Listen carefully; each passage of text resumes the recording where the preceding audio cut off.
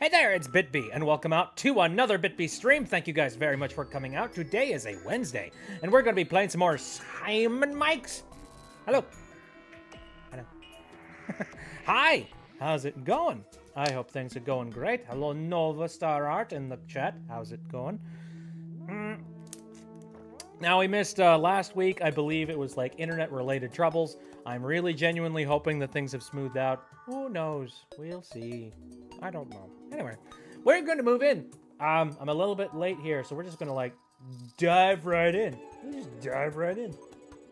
Also, I noticed that I am not signed into the YouTube chat for some reason over on the stream side. That's weird. I'm going to go and do that real quick just to make sure that I can be logged into the freaking chat. So give me a second. Oh, sorry to hear that you're a little sad. Oh, things happen. You'll get through whatever it is, I'm sure. Here, let me go and log into my account here. There it is. Drawgirl is here. Hello! Welcome to the stream. And I hope you're ready for some silliness. Let me type into the thing. How did I get logged out here? I don't know. Ah, no cap locks. Here. I hate typing at an angle like this. It's so awkward. There we go. Got a new kitty! Woo! Very interested. Salmon Max saved the world. The best way to save the world was recycling and saving energy by turning off lights and turning off devices without use. I mean, technically speaking, that could technically work. I think there are some very large individuals out there that could probably also be doing some things to save the world. You know, like, you know, big corporate entities. And I think they could help out significantly. But, you know. Okay.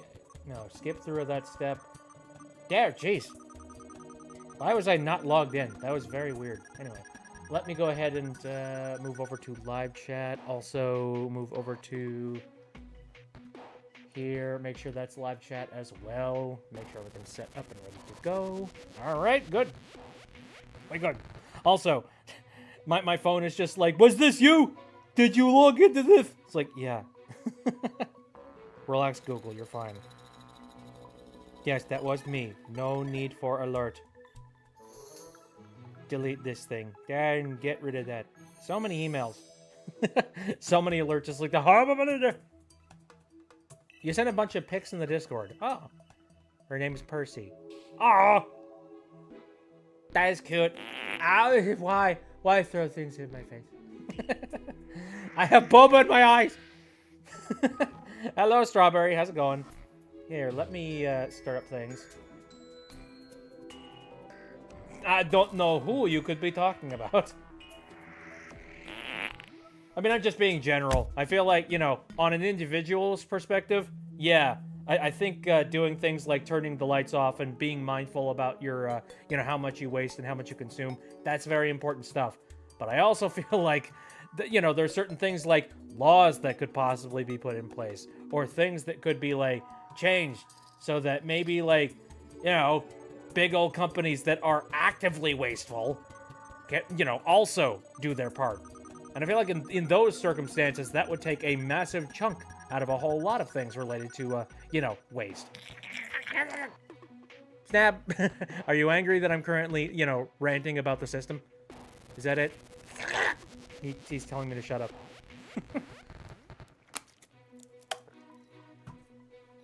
Updated the AU art in the art channel. Added the Goosick bit. I think, yeah, you did. I see that a little bit earlier. Hold on a second. Let me look at that real quick. First of all, I'm gonna head over to a couple of places.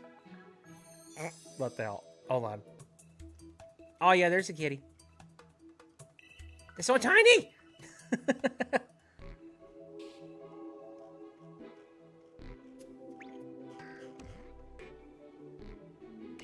Here we go. Everybody is so talented, I swear to God. Everybody is so good at what they do. Jesus. I've been watching Hal saying "that's my girl" for 3 hours. That sounds kind of poisonous to the brain. Tiny demonic goosick. Neat. Anyway, so yes, we're gonna be doing some Sam and Max today. Wanted to name her Tina after Tiny Tina, but we moved to Percy. Is there any significance to the name Percy, I wonder? Is that boba in your eyes? Why is there red? Basically, that either implies that your eyes are bleeding or the water character is fictional. Dun, dun, dun. Oh, what am I saying? Hey, I'm not fictional.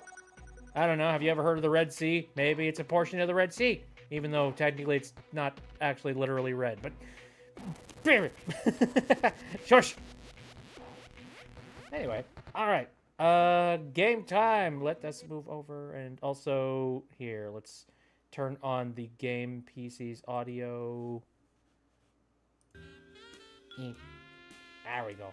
That's so weird. The music doesn't work when you're clicked off of the window. That's strange. Oh well. Okay. Moving forward.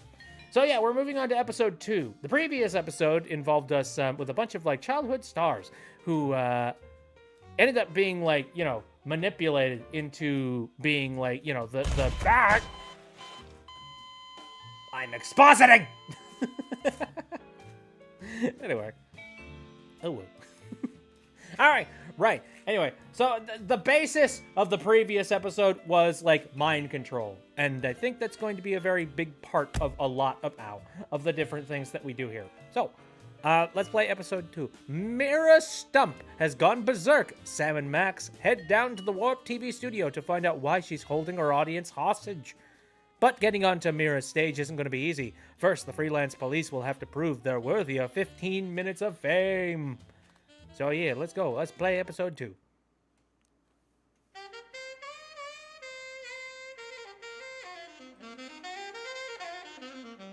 Yeah. Episode 2. Is this the same intro, or is it going to like change a little bit over time? Probably the same intro. It's stylish as heck, though.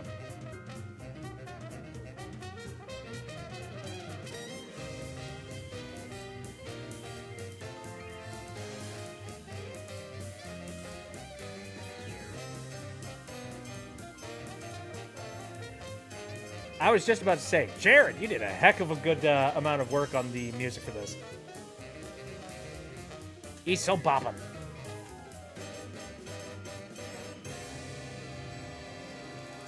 Yay!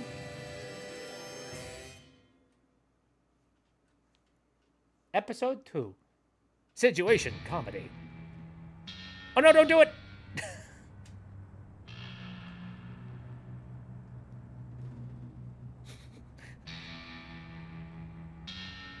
Got the onion gun from last time. I got it! Ah! I got it! Ha ha ha, he cried. Hello. Yes? Yes? Sweet mother of double jeopardy backstroking and butterscotch. We're on our way. Who was it? The Girl Scouts lawyers again? That was Yes. the commissioner. You will never guess which unduly famous TV personality made the most wanted criminals list this week. Phyllis Diller? Gavin McLeod? Wink Martindale? Close. Myra Stump, the darling hawk of daytime talk.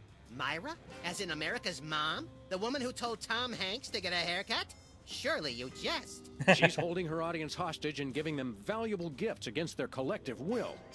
I don't normally endorse the use of the word dastardly, but this is clearly dastardly. I think. We've got to drive over to the station right away, or at our earliest convenience. Great! I've been itching to bust some skulls since they canceled my so-called life. Canceled? Great. I mean, I don't know. I feel like Max would be canceled in this current day and age. But, don't worry. I had cinnamon rolls once. They are right. Cinnamon rolls are freaking awesome. What are my opinion on cinnamon rolls? Cinnamon rolls are amazing. In general, anything with cinnamon in them make me happy. And that's why cinnamon cola is like something that kind of like triggers my brain in a very major way. So is there anything new in the office I should know about? These donuts must be 3 months old. Don't throw that out! I'm saving it for a science experiment. You bet, little buddy. A science. Okay. Are we gonna be making like Donut Godzilla or something? Please no. All right. Hubert doesn't look so hot, Max. He doesn't look any worse than he did 2 months ago. Fair. Sam, it's me. Open the window. I'm trapped on the ledge again. How did you get on the window? And also, how did you get a phone? This day and age, there is no cell phones. Or at least I don't think there would be. Hello, is this the president? It is? Really? Well, thanks. That's all I wanted to know. It's like, understandable. Have a nice day. Remember our trip to the moon, Max? Like cottage cheese through a strainer, Sam. You continue to baffle me, little pal. Ew. I have no idea if any of these... Like, I don't know how many of these things are new and which ones are old. It's been 2 weeks. Hey, Chatty's here. Hello. Okay, yeah, let's take a look at the television. This thing that caused us so much pain previously. Also, did I get a new coat hanger? I guess I got a replacement. Welcome back, America, to day 3.5 of my most special episode ever. You don't want to miss any of our exciting guests coming up this hour. Plus, everyone in the audience is going to be getting a lifetime supply of non-dairy creamer. We don't need non-dairy creamer. We need sleep. Oh, I see. You were all thrilled when I gave you cars, then all expense paid vacations, and then home entertainment centers. But now, after I worked so hard and sacrificed so much, you'd rather sleep. It's all about you, isn't it? I guess nothing I ever do is good enough for you. Maybe we'll start using non-dairy creamer someday. That's more like it. You see, there's lots more fun to come, so stick around, America, and sit up straight. Nobody trusts a sloucher. Good old TV. It's the only way I still feel well adjusted. That was well adjusted? I don't think so. Also, shrimp check. Shrimp check. Posture. So casually talks to the president. Just being like, oh, hey. I don't know how I got this number, but thank you. It is good to hear. All right. I said something a little bit earlier, too. Hold on a second. I'm making scientists that would have made the version of Goosick now. Ooh, very nice. Okie dokie. Can I aggressively tap the crab with my palm? You go and bite your fingers off. Or at least I think he might. I don't know. Snap, you behave.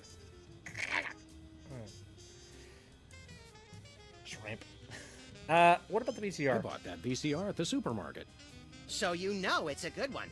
Still smells like asparagus, though. Supermarket VCRs. That probably existed in some capacity. God. I think we talked about it on the previous stream. Like, VCRs are not a thing that exists anymore. In fact, physical media is just kind of one of those things that's been shit canned in a major way. Jerk! Hello? Jerk! Hey! How dare you? Roadkill calendar. 2002 was a great year for calendars. I'm glad we stocked up. We've been going through them at a rate of about one a year since then. Yeah, I remember that line. What about the coat hanger? What? What do you mean? The reception's perfect right now. Well, how did you get back? You took it off the TV. DVDs are still a thing, so not all physical media is gone. Yeah, but they're getting, like, pushed out of the way for, like, oh, yeah, digital, all digital. Allow us to control everything that you view. You cannot physically own any media anymore. Goodbye. Like, or at least that's kind of like the basis for a whole lot of media nowadays. And I don't like it. I want things to come out on DVD more often now. Absolutely. Like, I want DVD and Blu-ray. And, like, Blu-ray 4K. Like, this technology exists, and we can definitely have it. I just don't like streaming services, man. I don't like the idea of, like, a streaming service being like, oh, well, we had this thing on our service at one point, but we didn't want to pay for the licensing fees. So, he's gone now. Despite the fact that, like, you know, sometimes there are certain places where, like, this is something that I've seen a lot in, like, the animation industry. There's a lot of people in the animation industry that get really pissed off at streaming services because, like, you know, they pour their hearts and souls into animating this really well-crafted thing. and then suddenly a studio executive can just look at things and go like, no, it would require us to spend money and royalties and all these other things. Yeah, we're not going to keep this thing around anymore. And then they just chuck it. And then suddenly, like, people that made the thing not only are not making money off of it, but also all of that hard work can't even be can't be viewed anymore. And there's some people that media, it's literally their resume. You know, they can be like, hey, I worked on such and such show. And that makes me bad. Like, come on, man. Like, we're erasing history as it's being made, and I think that's really frustrating. All for the sake of making some network executive just that tiny bit more money. It's frustrating. All right. I get how annoying. Oh, sorry. I think that was a Discord notification. Ignore that. Nothing happened. That was me. Anyway. When they had Spectacular Spider-Man on Disney Plus for a bit, and then they stopped having it, probably because Sony was giving it back or whatever. Just corporate red tape, man. I'd like to be able... I want to just buy a physical piece of media that has the media on it, and then just be able to use the thing. That's it. That's all I want. Hello, Discord notification. I want to cancel Disney for canceling the Owl House for being too... So, I mean, did they cancel it? Or, like, the show kind of ended its run for the most part. I don't necessarily have any specific information about, like, you know, any reasoning for why they decided to end the series or whether or not. I don't know. I'm not going to say anything substantial about that because I don't know much about it. Wait, let me join through Twitch, Shell. Okay. Hello, welcome to the stream. And then Shell is over on this on the Twitch. Hello. How you doing? Conductor versus Max. Both. I think we talked about this on the previous stream, I feel. Both of them are very chaotic, and I really don't know how that would end up. Let's see. Anything more around here? Welcome to Twitch. Ta-da! Welcome. I don't know if there's anything new that would be said about any of the items around here. Anybody home? Guess not. No. Ow! Friggin'! Oh, what the heck? Brady... Why is Brady Culture's hair? Why is that here? I'm very confused. Brady Culture's hair. It makes for an unwieldy but oh-so-enchanting memento of our first case in a long while. He howled like a sick wallaby when I shaved it off him. Good times. Well, at least it's not a wig. Also, we have ants. I just noticed that. Ants are just like people, aren't they? Yeah, kinda cute from far away, but really scary when you look at them through a microscope. That's actually very true. Let's see. What else do we have here? Thugs and hoodlums. Our Thugs and Hoodlums file cabinet is almost full. Can I help it if I come from a large family? Shut your mouth. Okey smoky blokey. Well, I think now, there's Mask's desk. I think that's basically everything that needs to be done here. Probably. I don't know. I don't know how much of this stuff is new and how much of it is, like, not new. Just a coat rack with a noose on it. Anyway, let's go.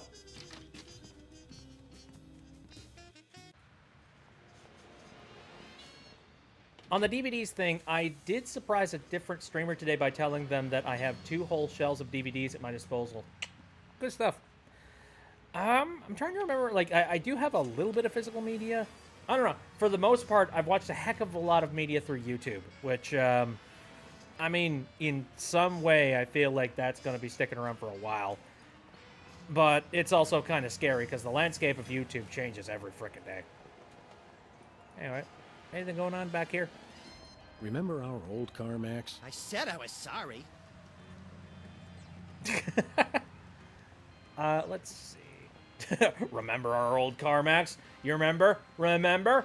You remember? Hmm? That was your fault. Bosco's Inconvenience. I wonder if they're It available looks or like even candy, open. but I'm pretty sure it's fish tank gravel again. I've had worse. I mean, also, it kind of looks like Crunch Berries. Just a little bit. Hey, Bosco! What ho? Samuel. Maximilian. What are you What doing? the? Oh, you're probably wondering how I know your names. Not really. Psst, it's me, Bosco.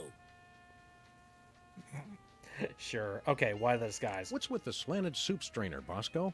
Bosco? I know not that moniker. I am Lord Reginald Rumplebottom, Earl of Dukedom, the Third. Sam, what language is he speaking? I'm not sure, Max, but I think it might be English. This guy is hyper paranoid. My God.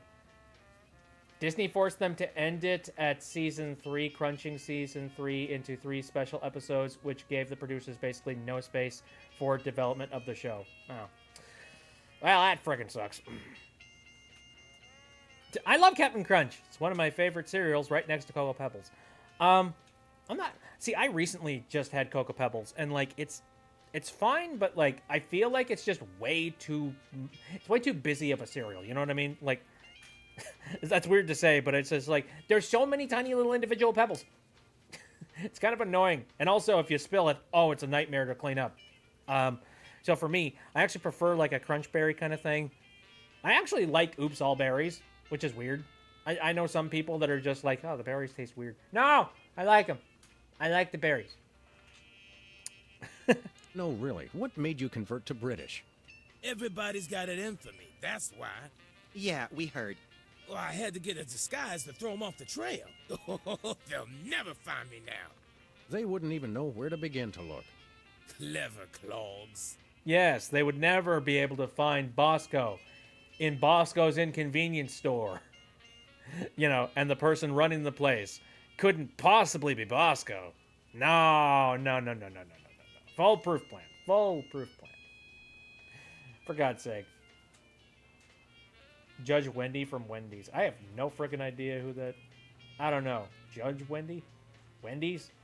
Fast food place? I don't know. I don't know that version of it.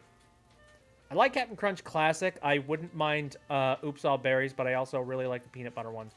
Peanut Butter Crunch is amazing!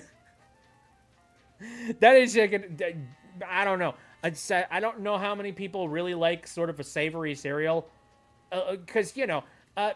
Peanut Butter Crunch has got like that that sort of like sweet and savory mix between the two, and it's nice. I freaking love that. Hungry now. Ha! Well, welcome to Hungry Stream. What sick forces of evil are bedeviling you this time? It's the skin bodies, man. They're after me. Skin bodies? Sounds like a pack of belligerent nudists. Oh no. The skin bodies are like those horrible hairless cats, but 10 times worse. Sure they're not 100 times worse? Yeah. Maybe 100 times, maybe 1,000,000.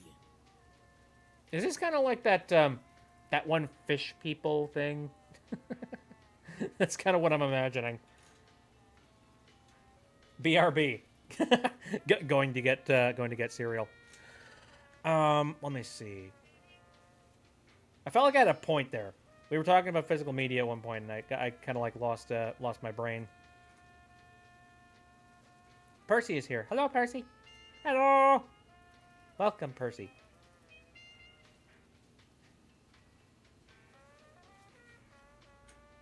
How? Silly. In reference to what? I've said a lot of silly things. Preston, get off my podium, Judge Wendy. Whoosh. I don't really know. Unsure about that one. These skin bodies, what exactly are they doing to you? They're still in my... pinching my shaving cream. Of all the things of yours they could pinch, why the shaving cream? So they can shave their bodies, of course. Of course. What? Wait, so they're not just naturally skin bodies? They have to shave in order to be skin bodies? I don't understand you, Bosco. Basically about the fact that DVDs are trickling out and they're erasing history when they should be preserving it as much as they can without corporate red tape getting annoyed. Like, I get the idea of people making money. Let's not be wrong about that. I get it. Like, we live in a capitalistic society, okay? Well aware of that. People need to make money.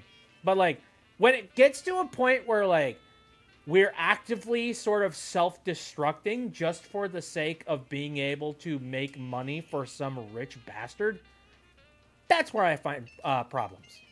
I mean, this is happening a lot in our society. Like literally just recently, I was watching the latest Dank Pods episode, which, by the way, Dank Pods is definitely a purveyor of, like, you know, hardware and software that is actually, like, resilient and actually does stuff and works.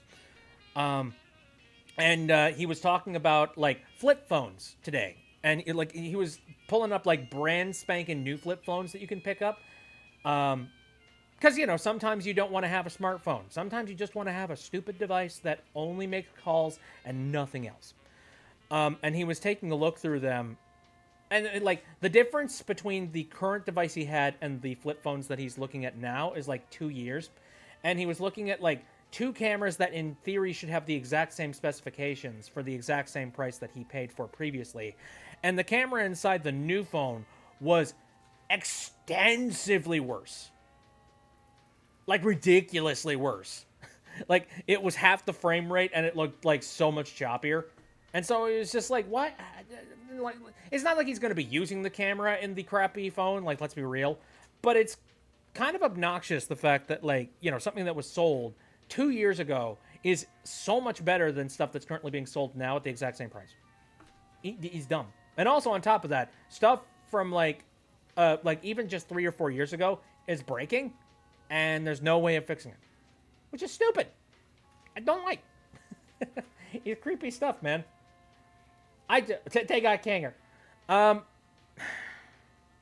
don't know. I want to be able to, like, own things and also be able to fix said things. Just me. Not to be rude, but why isn't your fancy pants defense system stopping these skin bodies? Well, after the whole video delivery conspiracy, I figured I better build something to keep people from bringing stuff into my store. So? So, I needed to borrow some of the high-tech detecting parts from BTADS. Meaning nothing's stopping people from taking stuff out of the store anymore. Dash it all! I knew I forgot something. Conflam it! All right. So what do you even have for sale right now? We want to buy something. Yes, Quite so, quite so. Quite so, good sir. Okay, so what do you got? What have you got? Well, there is still one can of shaving cream the blooming skin bodies haven't gotten yet. Oh, yeah, I love shaving. That's funny. I've never seen What? you shave. I didn't mean myself.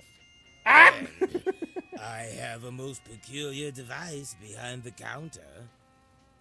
Oh, a shaver? I'm interested.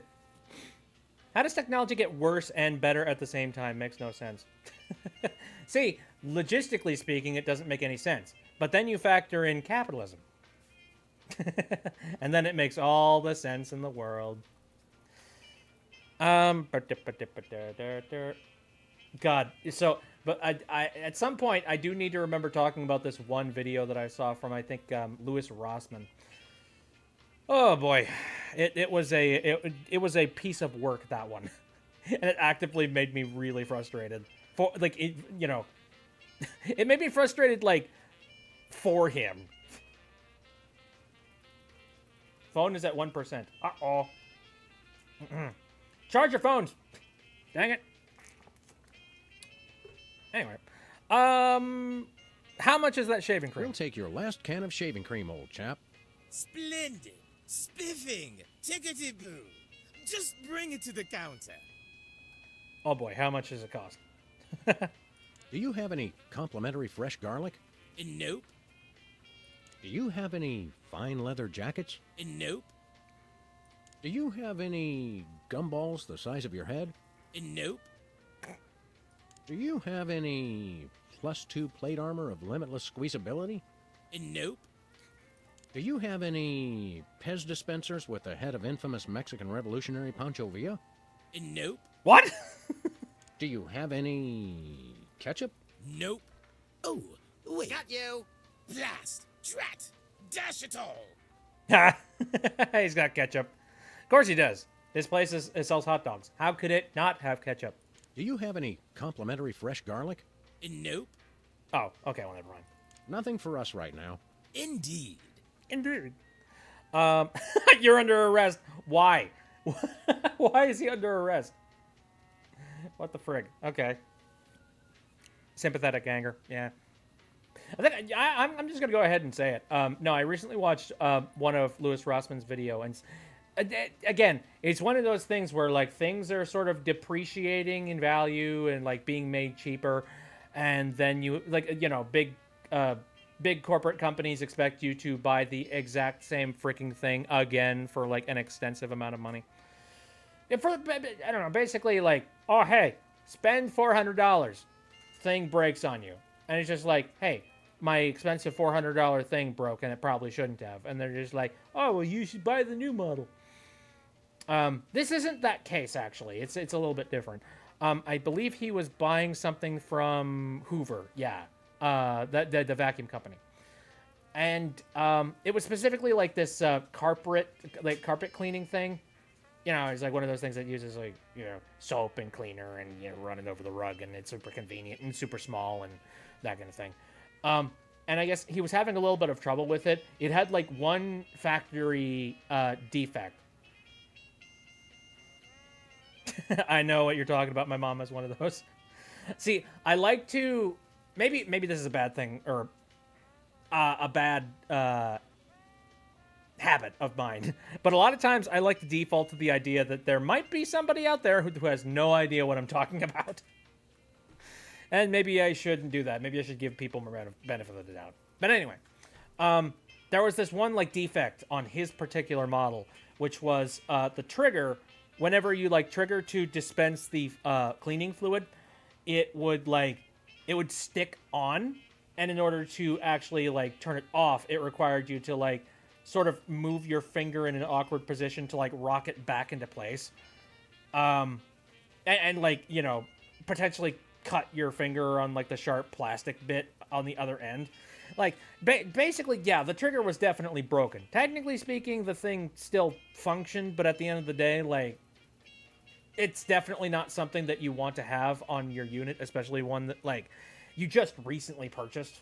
You know what I mean?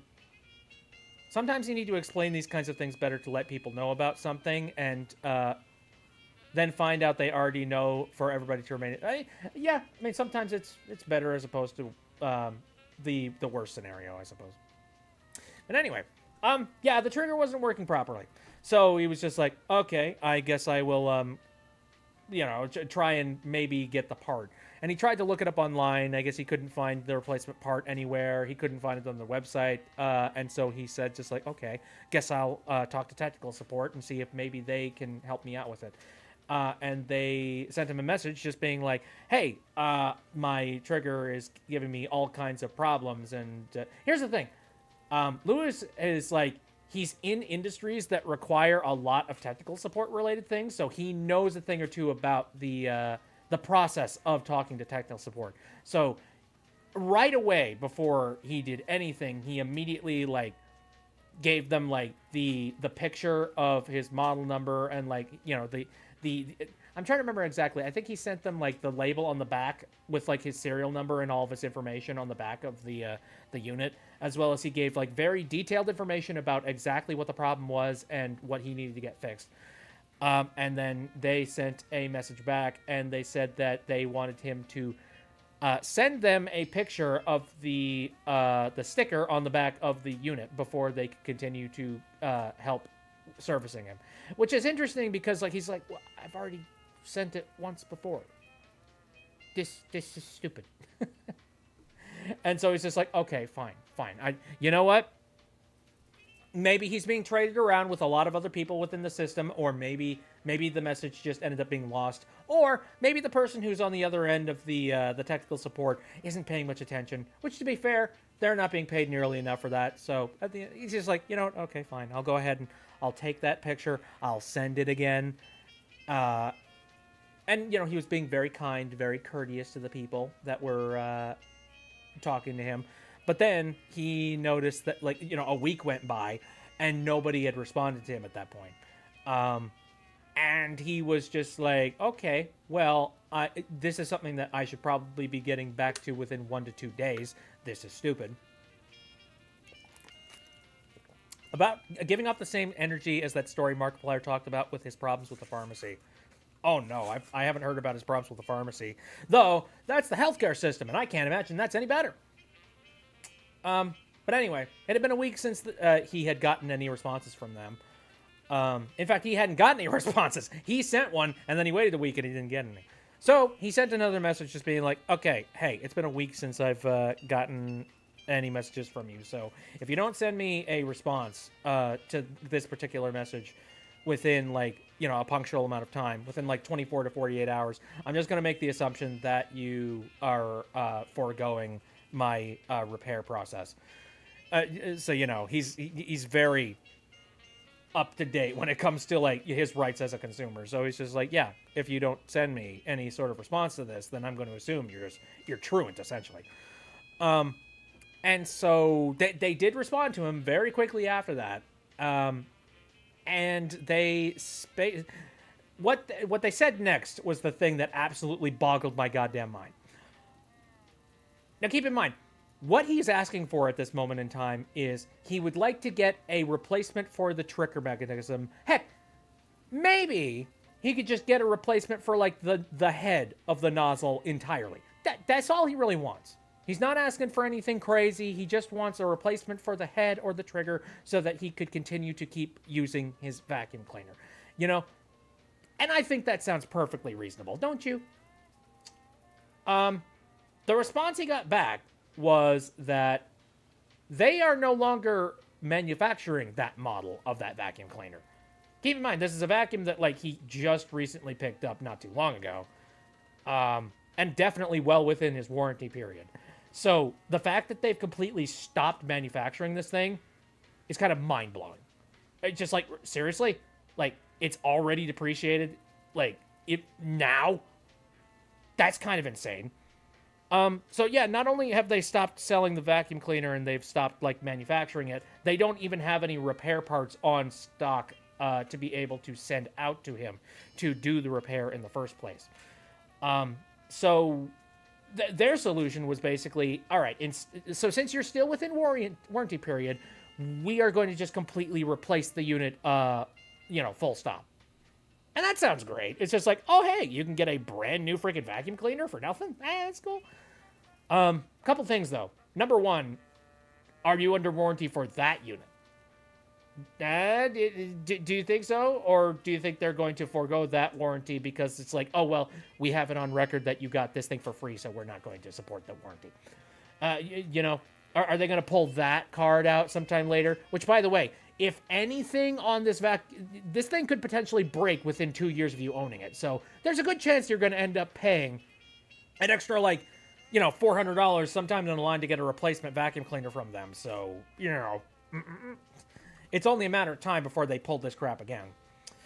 But, and here's the part that absolutely broke my goddamn mind. The part where I'm just, not cool with it whatsoever. They laid out the instructions for how they wanted him to redeem this replacement. Now, apparently, they do not have a system in place for shipping the unit back to them, which is what you would normally expect for a situation like this. You'd expect them to be like, okay, thanks for throwing the freaking apple at me. I'm in the middle of... this is storytelling, dang it. Anyway. Right, so they're not planning on sending having the unit sent back to them.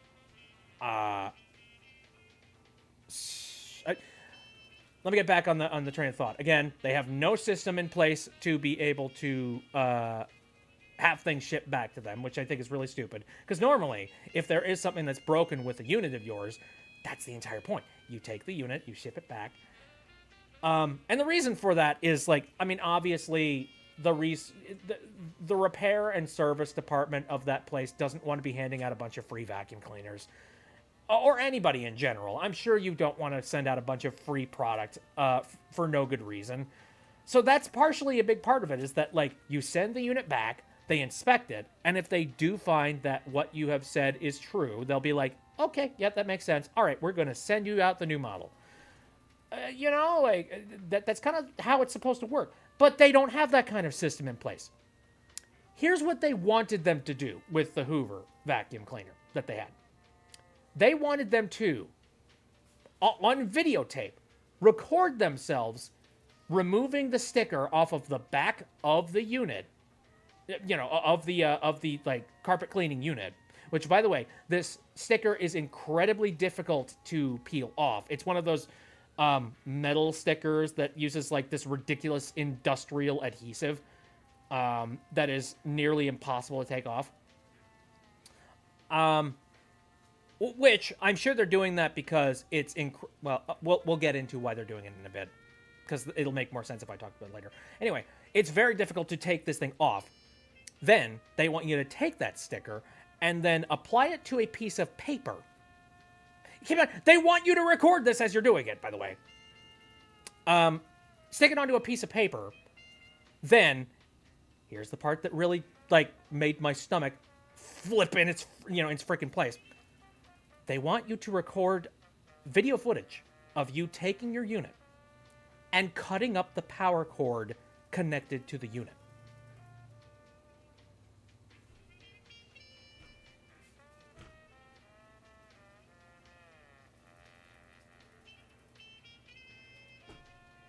I was dumbfounded when I heard this.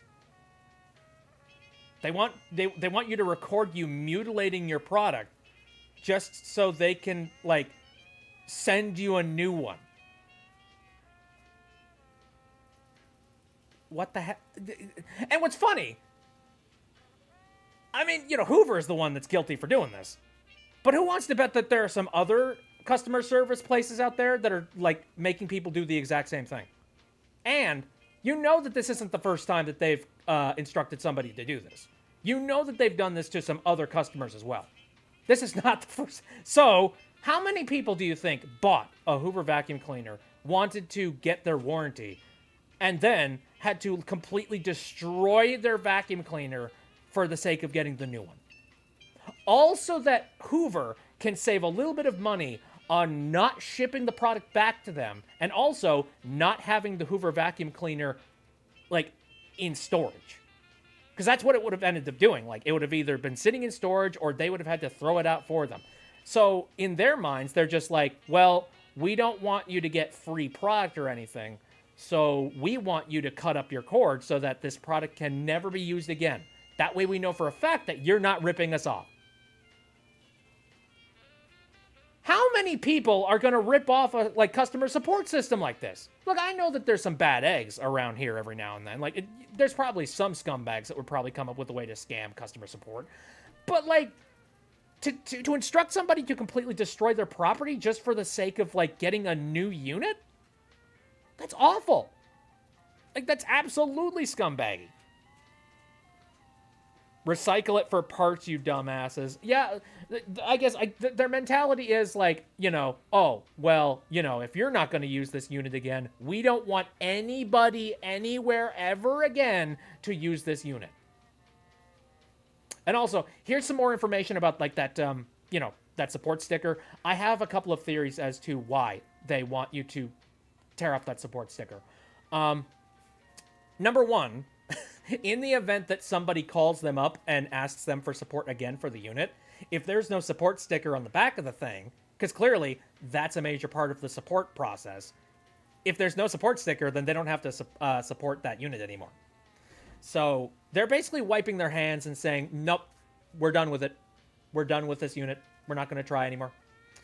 On top of this, here's another reason why I think a lack of support sticker would benefit them. I don't know whether or not this is the reason, but usually like a product sticker on the back of a product has a bunch of information like the model number for the unit itself, serial number.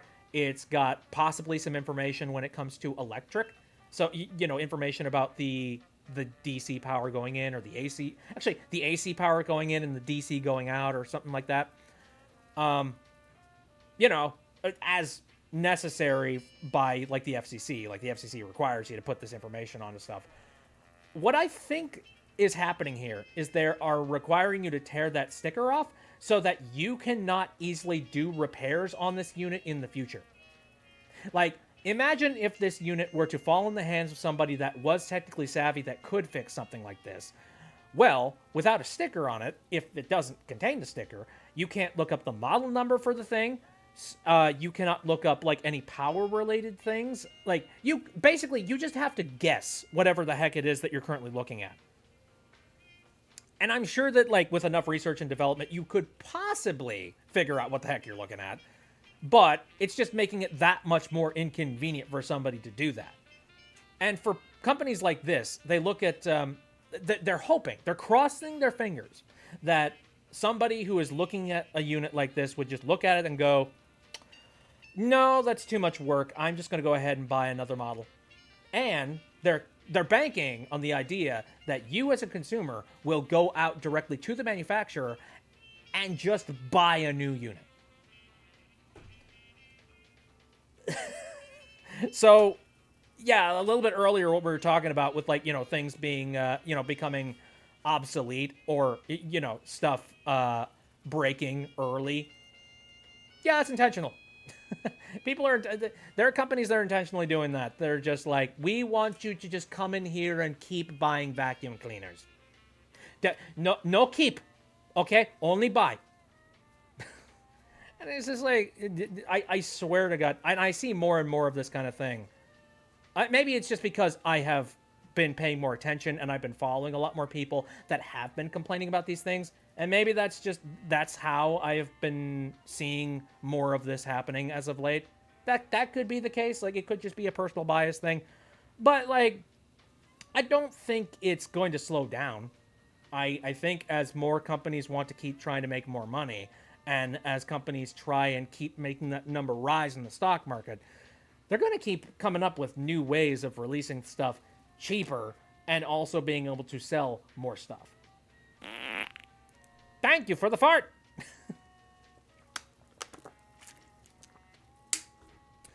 Oh, yeah, I'm not a fan of that. Like, if products are not going to improve significantly over the course of time, I feel it is within my interest as a consumer to just keep using units and devices that I currently own. And I would like to be able to fix those units. Like, if you can't figure out a way to sell a new product, then that's on you. That should not end up affecting me as the consumer. It's like, that's your problem. Like, if you can't continue to make money, well, it looks like your business is probably going to fail, or it's going to stagnate. You handle that. Don't make it my issue. Anyway, with that tech rant out of the way, let's move back over to Sam and Max. Right, so skin bodies. We need to go... Why? I guess I'll try. Hands in the air, Bosco. You're coming with us. Good heavens! What is the meaning of this? We're taking you in for masquerading as a man of class and distinction. What the devil? Surely you jest. Yes, surely we do. On the bright side, now you can add the police to your long list of paranoia-induced nightmare subjects. Tcha, piffle, pish posh. Pish. That's great. Thanks, Bosco. Hip hip, honey nut Cheerio. Oh, ew, stop it. Okay, so there's is this the shaving cream With of question? liverwurst. You want some? Absolutely not. No! Why? Yuck. Okay, so that's just a shelf of product. So where's the shaving cream? Where's he keeping it in here? Is it in the refrigerator Chilled somehow? and preserved fluids. I wonder if Bosco used the fluid sample I submitted. I hope not. No. Please stop. Let me see. Oh, there's the singular shaving cream. I could use a shave. I'll say. Your 5 o'clock shadow goes clear to your ankles. Horse off, pig! Dog! Pig dog! The skin bodies rule the streets! Oh no! Why does he have a gun? Blimey! Ballers! The little blighter did it again! After him! I mean, tally-ho! Tally-ho! Okay. Are we gonna go shoot? Like, shoot guy down, chase him? I guess. Anyway, sale sign. Let's look at the garbage can. No thanks. I brought my lunch today. Ah. Are those the same 2 weenies that were in there a month ago? Are you the same two weenies that were in here a month ago? Ah! Waka waka!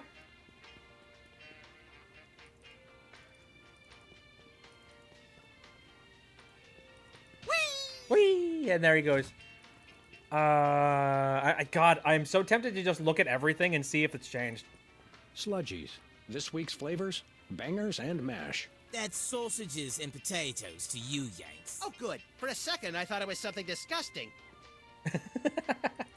I think it's the tinge of green that makes this coffee especially appealing. I take my coffee green, like my men. I think... I think I remember that line. Max, I've got a great idea involving you, a microwave, and 6 feet of aluminum foil. Go on. Maybe another time. I think that's an old one, too. Any... Nachos. They're mine, not Joe's. Shut your mouth. I think we're about done here. And I don't think there'd be anything different in the bathroom, so yeah.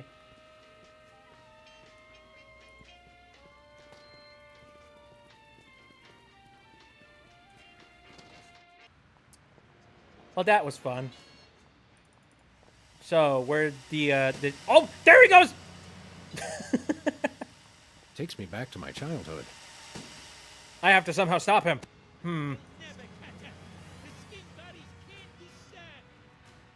All right. He seems to stop at a certain point.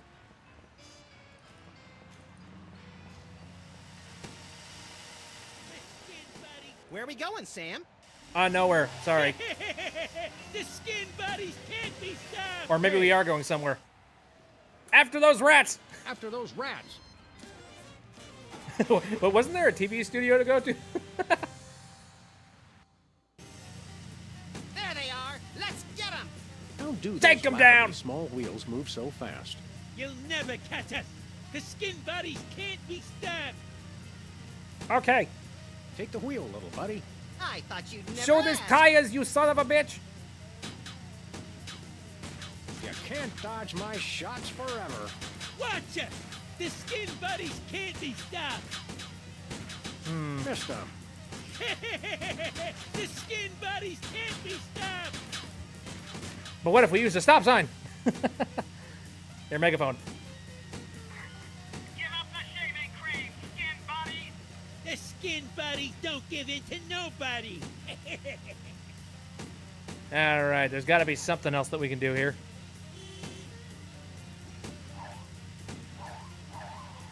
Let's see. Taking a look at the road here. Don't mind me, just running everything over. The only thing I can think is just trying to shoot something. Shoot them, Sam. I'm trying, but they have good reflexes. Gosh darn it. Wondering whether or not I have to come back with, like, an item of some You sort. can't dodge my shots forever. Watch us. The skin buddies can't be stopped. Missed them. How much ammo do I have? The skin buddies can't be stopped. Shoot them, Sam. I'm I mean, I trying, have them but they backed up in a good corner over here, reflexes. but it's not working. You can't dodge. No dice. Hey, there we go. Hey, the shaving cream.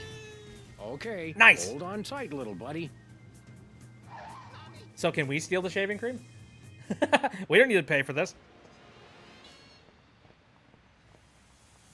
Anyway. Yeah, I guess that's mine now. I don't know. Should I go talk to Bosco and just be like, we got your shaving cream back? Hey. Whee! I suppose I'll be nice.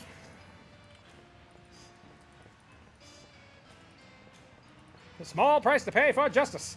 Who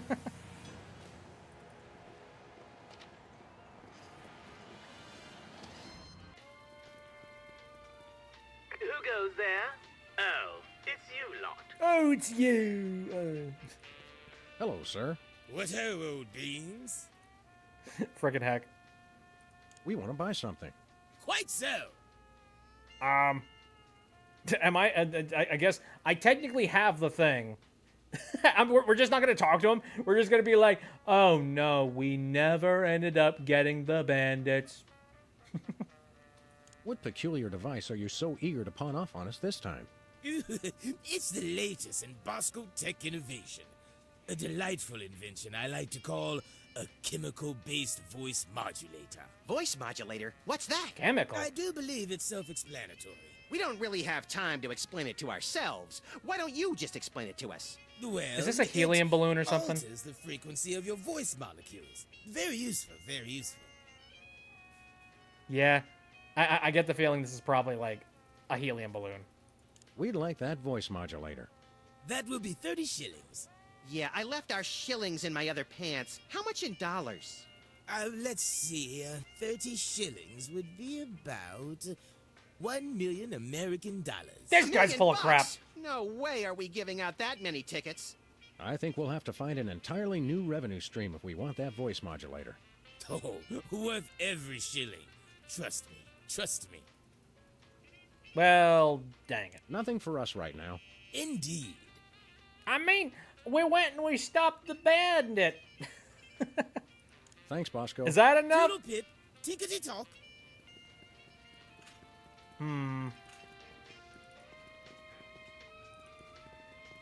Interesting. Interdest. Well, let's see. I'm gonna use the bathroom. Hold on. Stay out of the loo. It's knackered. How so? Stay out of the loo. Stay out of the loo. Dang it. Well, what if I want to see the horror? Because I do. I definitely do. All right, fine.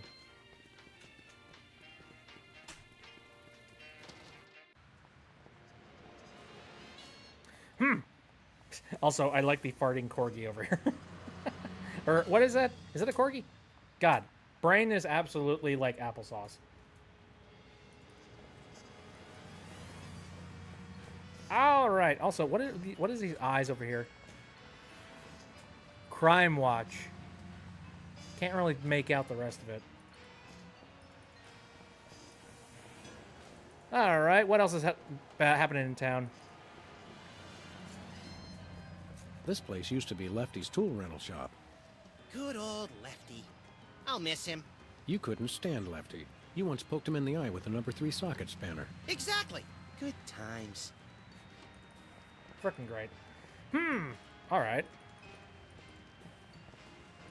Wonder if Sybil's place is open. Wait, what was that one thing? Wait, alien love? What is happening? This place was a therapy place at one point. What is going on? We might have to find a more lucrative source of income. Have you tried Twitch? I mean, only if you're like in the very, very, very top 0.0001%. Oh, okay. So apparently this place is now alien based. Frickin', I don't know. What do we have in here? The cow thing. Wastebasket. Nothing useful in here. Fair. What the heck? What's with the booze? I've got half a mind to stretch out for a little bit. I think you have to stretch the whole thing or it rips. You baffle me sometimes, Max.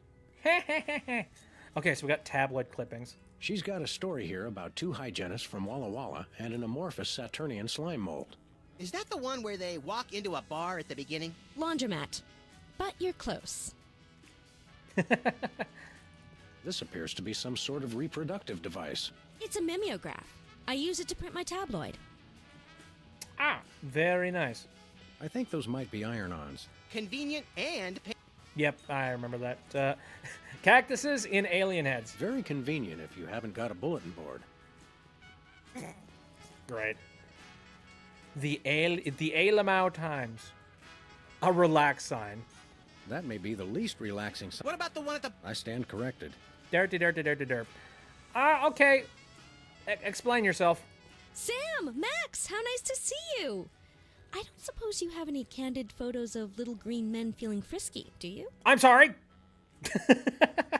I have no pictures of little green men, especially not of that type. Speaking of aliens, what would you do if you ever met one? Realistically speaking, probably scream. But I'd like to think that I don't know. I'd like to think that I'm like level-headed enough that I'd be able to handle it. Maybe. Kind of depends on the circumstance, you know what I mean? Like the circumstance that I would need to be in when I meet aliens is like I cannot be captured by them. And I need to just be like, hello, Mr. Alamau. I definitely do not want to, you know, I don't want the anal probe thing. You know, that's not a good scenario. Anyway, huh? What? Yes. Huh? It's my new career. I'm a tabloid publisher specializing in the thoughtful analysis of groundbreaking news of interest to myself and others like me. What's it called? The Alien Love Triangle Times. Weird. You're a publisher now? What was that about a photo? Journalism is a fine career. For you. So you're a publisher now? What happened to psychotherapy? I've always had a fascination with the suppressed and the sensual, and for telling people too much about both. Publishing the Alien Love Triangle Times is a logical extension of all my previous careers. Except maybe Vatican spokesperson. Holding myself off from making terrible Vatican joke. Hey, thank you. That kicked me back into my senses. Are you doing any psychotherapy on the side? Only on space aliens. I guess that narrows your clientele quite a bit. No, not really. How about a quick analysis, for old time's sake? Oh, all right. Think of a number between 1 and 4. 3.5. 3.5. You're harboring feelings of guilt over previous feelings of remorse. That's so true. I'm what? How about another quick analysis? Oh, all right. Think of a number between 1 and 4. 3. 3. You're selectively audio averse. I don't like the sound of that. What? I don't understand. Okay. How about another quick analysis? We need to see all these. All right. Think of a number between 1 and 4. 2. 2. You have boundless apeirophobia. What's that? The usual. God damn it. How about another quick analysis? Oh, all right. 1. 1. Sounds like inverse paranoia to me. What don't you mean by that? Mm-hmm. I thought so. What don't you mean by that? Okay. Yeah. What? Well, why do you want that photo? What was it you said about a photo? My new tabloid, the Alien Love Triangle Times, needs a cover photo of an extraterrestrial biological entity, or alien as the unwashed masses calls them, caught getting cozy with some of the locals. Sybil, I'd like the record to show that although I support you as a friend, your latest project makes my skin decidedly crawly. Me too, and I like it. I don't. Okay. Give me more juicy details. So, you're looking for a cover photo of little green men canoodling, right? Yeah, though I'm kind of desperate at this point. Basically, I can use anything as long as there are 3 beings in the shot and at least one of them's an alien. It is the Alien Love Triangle Times, after all. Got it. So me, Max, and Alien. Awkward. So great. She's wanting an alien Playboy magazine. Yeah, pretty much. Bleh. All right. Journalism. There's nothing like good, hard-nosed journalism. You said it. It's time to find out the real answers to the real questions. Like, what did those poor cattle do to deserve that? No. What do aliens do for romance? Do they love? How do they get their otherworldly thrills? By playing slots in Keno? That'd explain why they're always seen in Nevada. That'd be great. Actually, I mean, that's got to exist, right? Like, you know, pictures or, you know, funny videos of, like, you know, aliens playing poker. I think that'd be funny. Have you learned anything interesting since you started this, magazine? I learned why Elvis had such an otherworldly voice. Elvis was not an alien. Sure he was. He just wore makeup to cover his emerald green skin. Frankly, Sybil, this project is disturbing, as well as distressingly intimate. Like seeing Stephen King getting a hot butter massage. Oh, you saw last week's issue. What the fuck? I don't want to think about these things. Don't put this in my brain! Is anybody else an alien that we might not know about? Dr. Phil. Well, that goes Oh, without okay, no, that saying. makes sense. Nope. Absolutely. Is anybody else? Yes. Is anyone else an alien? Yep. Is anybody? Yes. Full stop. We'll be back. Keep watching the supplies. Gotcha. Imagine playing poker with an alien and you're like, hey, no reading minds, that's cheating.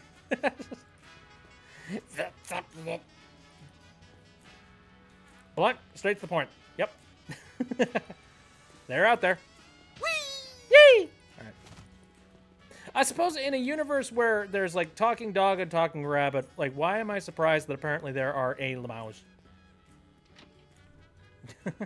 You know? Okay. Well, we need to frickin' hell. Tabloid. How long is this list going to get? Jesus. Mailbox?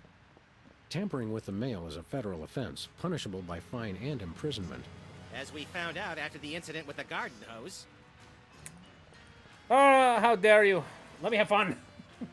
Okay, well, I don't really know where I could possibly find an alien anywhere. Ooh, billboard. Look, Max. Liver and onions are still in town. Let's go see them again and again. No, I don't want liver and onions. Yuck. Actually, now that I think about it, I've never eaten liver, but I don't like onions. Actually, there's a fun fact about me. Don't like onions. Not a fan. For a couple of reasons. Like, I mean, the taste of onion is fine as, like, a spice or something like that. You know, just to, like, add some flavor to a dish. But, like, the actual texture of onion just, like, messes with me. Not a fan. It's like you're biting into, like, a strange... It's weird. Like, a weird crunch that makes me be like, nope, shouldn't be eating that. Despite the fact that it's just an onion. It's fine. Though, like, also L Train. The Crosstown Limited. Of course, it doesn't stop anywhere near here. Well, dang nabbit. Public transport. Public transport. Make it happen. The Nope Crunch. Yeah. It's really difficult to explain.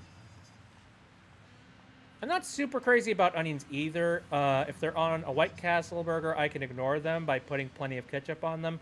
Time I thoroughly enjoy the taste of onions is when it's on sour cream and onion chip Pringles or Lay's or whatever equivalent. I remember I was told this about my dad, actually. I hate tomato. Too fucking wet. Yeah, I could see that. I was told about this about my dad. He absolutely hates onion, and that was one of the reasons why, growing up, I did not really eat any dishes with onion in them. I mean, one, I'm not a fan of it. But I think I get that from my dad, because my dad absolutely despises onion. And what's funny, though, is that, like, he hates onion, and yet he was living in a family that, you know, that didn't exactly come from money. You know what I mean? And so, they couldn't just have, like, you know, pure beef anything, or that they had to make a lot of dishes with a lot of spacers in it.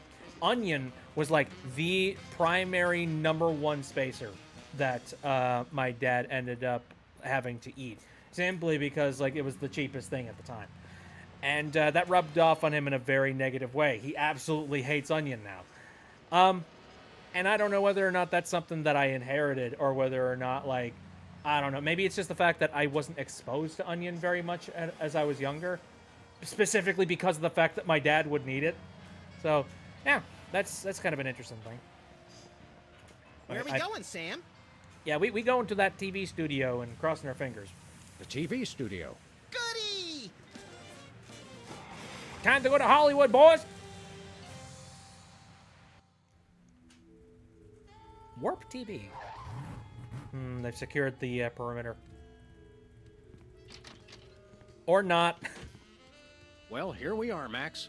The TV station with programs too old to be contemporary, too new to be retro, but consistently derivative enough to be popular. WARP. Television's so mindless, you can't help but watch. oddly quiet in here. Mysteriously so. Well, let's find this Myra character and smack some good old-fashioned sense into her. I don't care if we smack it into her or smack it out of her, just so long as there's smacking involved. You crack me up, little buddy. We're gonna do some heavy smacking in here. Also, hello Gonk, how you doing? Propeller. There's only one explanation for a propeller on the wall. Yes, this TV station is a giant flying battleship. Either that, or it's just a prop. Huh, get it? I Oh, vote for the giant flying battleship. shut up. I hate that. That was bad. Terrible joke. Okay. Let's see. What else have we got in here? Oh, director's chair. It's got a falling star on it. Twinkle, twinkle, little star, how I wonder how you'll crash and burn. Yeah. Sure. I wonder if that's a sign of anything. Like the stars are falling from Hollywood. Is the flying battleship a reference to the Claw, that weird 1950s movie where it's like this giant vulture puppet trying to attack everybody? No, I think it's just a giant propeller. Or, I mean, hey, it could be some sort of a, you know, a little meta joke there. I have this guy's severed head in TF2. Don't we all? The Barrel Haven. From whence comes this storybook set? Clearly from a work of unparalleled artistic vision and emotional expressiveness. No wonder I haven't seen it. Yep. Goodbye! Hey, even the scaffold is just a prop. Yeah, from that show about the TV crew that solves crimes around the station using advanced forensics and overly dramatic reenactments. Come on, who ever heard of a crime at a TV station? What? Spoink. What the heck? Haven't gotten a chance to get TF2 yet, but it seems like the kind of first-person shooter I could actually have fun in, since you could be pretty casual and just start dancing all of a sudden. Yeah, that's kind of the vibe that I get when it comes to TF2. Like, I don't usually play it a heck of a lot, but yeah, it is definitely one of those games that, like, nobody is really actively trying to be a super big winner in TF2. It's more just like goofing off and, you know, doing all sorts of crazy stuff with the crazy things that you've managed to collect, whether it be through, like, the loot boxes that they have, or, like, collecting things, or, like, seasonal stuff. It's kind of fun, though a lot of people have been yelling for Valve to do some things about the, you know, the issues with the bots and things, which, yeah. I think it's improved, but you can only do so much bug squashing. Alright. The bots are long gone. I mean, it's only a matter of time, man. They will return. Once used for apples, now used for derrieres. Ha ha ha. Midtown Cowboys, that-a-way. Banned the mains of most of the hosters, so they're mostly just crying right now. I mean, the thing, like, what's funny is that I don't know whether or not, like, maybe Valve was... I mean, yeah, maybe they were sort of sitting and being lazy and not really caring about doing anything about the, you know, about the bots or anything like that. It could be one of those, like, if it ain't broke, don't fix it things, even though things were definitely broke in a very major way. I definitely agree that there's probably some elements of, like, well, we don't need to do anything. Everything's running just fine, and we're still making our money. But, I have, like, looked into a couple of people out there that have talked about, like, you know, online security when it comes to stuff like that, and also, you know, anti-cheat related stuff. And there is something to the idea of just letting the people who are running the bots and running the stupid stuff and the scams and things, letting them go and doing their thing, and then just tailing them. Because that is something that you do see in some anti-cheat, like, situations, where, you know, people who are working on the anti-cheat portion of a game will just let people go and just observe what they do. And the idea is, like, you know, you watch them do what they do, and rather than just, you know, crushing them immediately with a mallet, it's kind of like, you know, following an ant to the hive, you know? And then, once you find the hive, smoke that shit out. And in a way, I don't know whether or not maybe Valve was doing something like that, or, like, paying close attention to that operation. And then finally, when people started pushing hard enough, being like, hey, this is all garbage, do something about it. Finally, they were just like, yeah, time. It's time. Let's do it. Let's get rid of them. And, you know, possibly that could have been one of the driving factors behind them not doing things for as long as they have. I don't know. I'm not going to say for certain. Maybe I'm giving way too much benefit of the doubt. But I don't know. Could be. I definitely not feel motivated to update TF2 considering its age. Saw a dummy start crying about it on Twitter and then get banned on Twitter. Heh. Stand aside, casually attired stagehand. We're Sam and Max, freelance police. We've come to save some pathetic hostages from the clutches of... Okay, I'm gonna stop you right there. Number one, I'm not a stagehand. I am the director. The director! Could a fool... Number two, we're no longer holding the auditions for animal cops with crippling mental disabilities and a lust for dance. Oh no, we're not actors. You got that right. I don't think I've ever seen worse acting in my entire life. And yes, I have seen Keanu Reeves' performance in Toast, the musical. Horseshit! Sam, I think my hypersensitive ego may need stroking. Don't look at me. Next? Who's next? You just shit-talked Keanu Reeves. No, she's arrested. You're coming with me.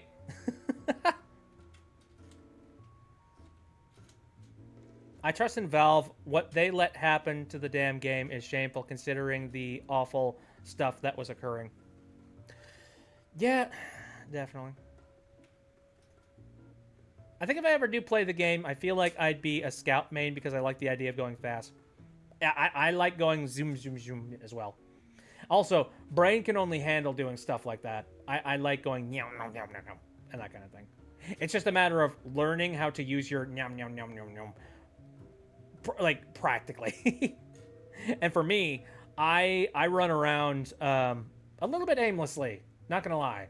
I really need to get my head around like the maps.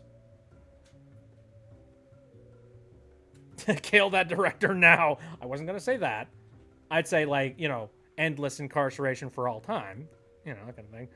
But anyway, what did you just say about Keanu Reeves? You don't seem to understand. We're highly untrained police officers. Look, hats off for dedication, guys, but I'm just not buying the police act. I feel so invalidated. Okay. We're looking for Myra Stump, the darling hawk of... Do not mention that name in my presence. Which name? Myra or Stump? Either and or both. What's your beef with Myra? Let's just say Myra and I have creative differences. I'm creative, and she isn't. I'm sorry, what was your question? I like her. Oh, God, I've turned around on you really quick. It's like, she seems completely insane. I enjoy. All right. Speaking of Keanu Reeves, still haven't seen a trailer of him being Shadow yet. Oh, when we will. He's gonna be cool, I'm sure. You and Myra. Why the hate? Look, Myra runs her show her way, and I run every other show my way. If she doesn't want me on her set, I could care less. You mean you couldn't care less? If you could care less, then you do care some, which doesn't really... No, I was right. I could care less, because I care even less about what you're saying right now. Oh, burn! Right, knucklehead. Shut up. What are you doing here, anyhow? What am I doing here? I'm holding auditions for Midtown Cowboys. What are you doing here? Midtown Cowboys? The critically panned but publicly adored sitcom about two cattle ranchers trying to make it in Midtown Manhattan? Yes, well summarized. You're hiring extras? No, I'm hiring the stars. Woo! The two main characters went on Myra a couple days ago, and I haven't heard from them since. I need replacements ASAP. Sam, did you hear that? If we can pass one lousy audition, sitcom stardom will finally be ours! Rocketing to fame for the most insubstantial of reasons. That truly is the American dream. Agreed. Dude, yeah, absolutely. I'd like to try out. Like to apply for that instant stardom you promised? You want to audition? Well, if there were anybody else here, I'd tell you to forget it, but okay. All right! What do we do? I'm going to have you play a scene from Old Yeller. Tell me you've seen it. I'm not into horror movies. It's the classic boy gets dog gets rabies, boy shoots dog story. Max, I want you to play the boy. Yes! Boy! That Who's is getting so shot? me. And Sam, you play the dog. No! Oh. Okay, Sam, ready? I need you to act like you've got full-blown rabies. Understand? What's my motivation? You're a mad dog. Now, show me Rabbit. Grr. Arf, arf, No, dig deep. arf, arf, You arf. should be just frothing mad. Grrr. Oh, I know how to do this. I got it. I understand. Also, hello Nova, how's it going? I get it. Haha. Shaving cream. Brilliant. Now that's what I call diseased. Thank you. Thank you. First off, I'd like to thank all the little people who... Zip it. Okay, Max, you've just realized your dog is walking death, and you'll have to put him down for the good of society. Really? You're sad, you're despondent, you're grief-stricken. Now, show me the emotion. Boo-hoo? You call that emotion? I've seen Myra show more emotion, and she ought to be declared a national Botox reserve. Grief, I said. Give me grief.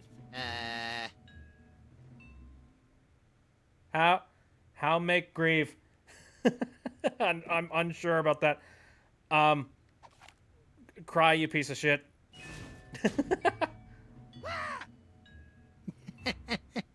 Perfect. Now, the fateful moment has arrived. Despite your immense grief, you must put your beloved companion out of his misery. Okay. Uh-oh. Uh-oh. Idiot. What demonic force possessed you to do that? The demonic force called acting, Sam. You should try it sometime. Good thing I had my anti-hypnosis helmet built into my head, or I'd have one too many holes in the head. Bravo. Woo. Bravo. Such realism. Such authenticity. I was convinced you were actually shooting him. How did you do the sound effects? You don't want to know. The search for the Midtown Cowboys is over. You're hired. Head to the set next door and we can begin filming immediately. Let's hurry, Sam. We only have 14 minutes and 55 seconds of fame left. Also, okay, I'm not gonna do too much questioning when it comes to casting calls and all that jazz, but what did that have anything to do with the particular thing that we're currently doing? Whatever. How does the Old Yeller have? I mean, it's an older show, but also like, how does that have to do with cowboys?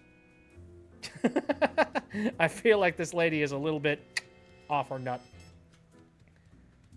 You need to be famous to get on Myra's show, and it appears that we are about to. Anyways, you say that we're heading into the studio? All right, people, let's get the stage set up. The celebrity host will be here any minute. Oh, right. The crew's working on Myra. Stupid, no talent, fat face. Dang.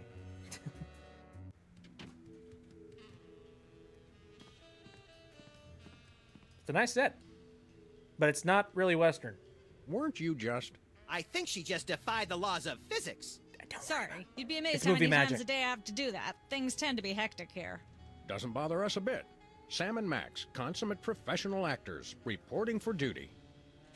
You said duty, Sam. I knew you guys were right for this show. Speaking of which, could you perhaps explain the show a bit? Okay, here's the drill. On Midtown Cowboys, you play a pair of cattle ranchers trying to raise a herd in an apartment in Manhattan. My Uncle Ernie did that, except it was pigs. And not in an apartment. I only see one cow. It's a small herd. You're struggling, okay? Okay, You've got this landlord, Who's Mr. struggling Featherly, here, me who or has you? a very strict no cows policy. devilishly inconvenient. I begin to see from whence the hilarity sprouts.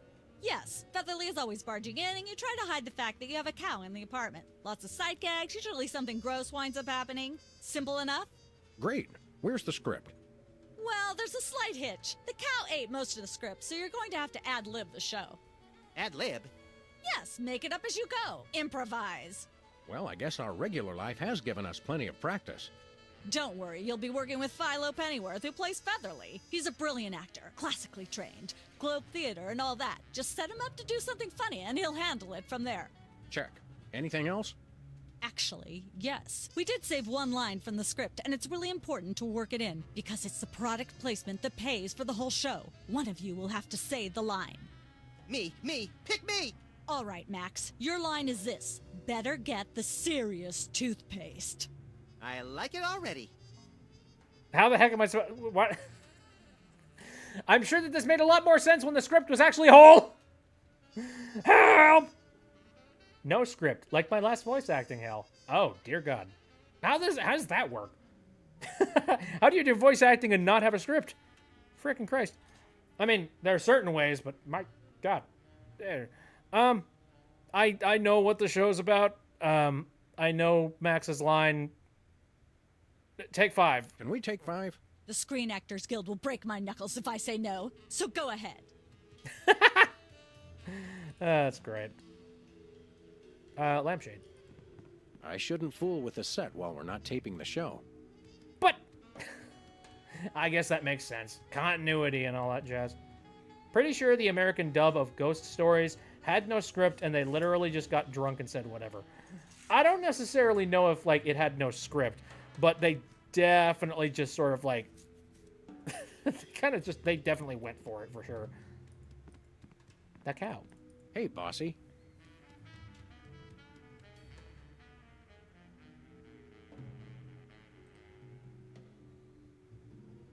I was supposed to voice a male character. Oh, that's unfortunate. How convenient. This way we can shoot a TV show about people watching a TV show. And if the show they're watching is the show of themselves watching, the universe could fold in on itself and explode. Best leave it turned off then. But, but I want. God, this bookshelf is raggedy as heck. These are all thesauri. Who decorated this set? English majors working for peanuts, as usual. Oh, there's a trophy. Competitive horseshoe skipping is a thrilling test of accuracy, strategy, and strength. Even more so if the horses are still attached. Some say that's the only way. Yeet the horse. The window. In Manhattan, this counts as a view. If there's a leak, it counts as a water view. What did I miss? My phone died. We're apparently stars now. Who's never going to be a millionaire? Oh, oh, I get it. Okay. Where's the Regis Philbin? Where's he at? Okay, so cactus. Ah, nature. Lovely. Let's see. There is rope over there. There's like peeled wallpaper. This could use some sprucing up. Whatever happened to our can of spray paint? I refuse to answer on the grounds that I may incriminate both myself and a prominent local politician. Uh-oh. Say no more. Yep, shut your mouth. So the only thing that it was just like, oh, you better not touch that. I'm assuming this lampshade's probably going to have some sort of a factor here. Cooking without looking. That sounds like me at 3 a.m. when I decide to go and just grab whatever random morsels are in the fridge. I wonder, what did it say on the top of here? Embarrassing idol. So all these doors just lead to a bunch of other shows? Very interesting.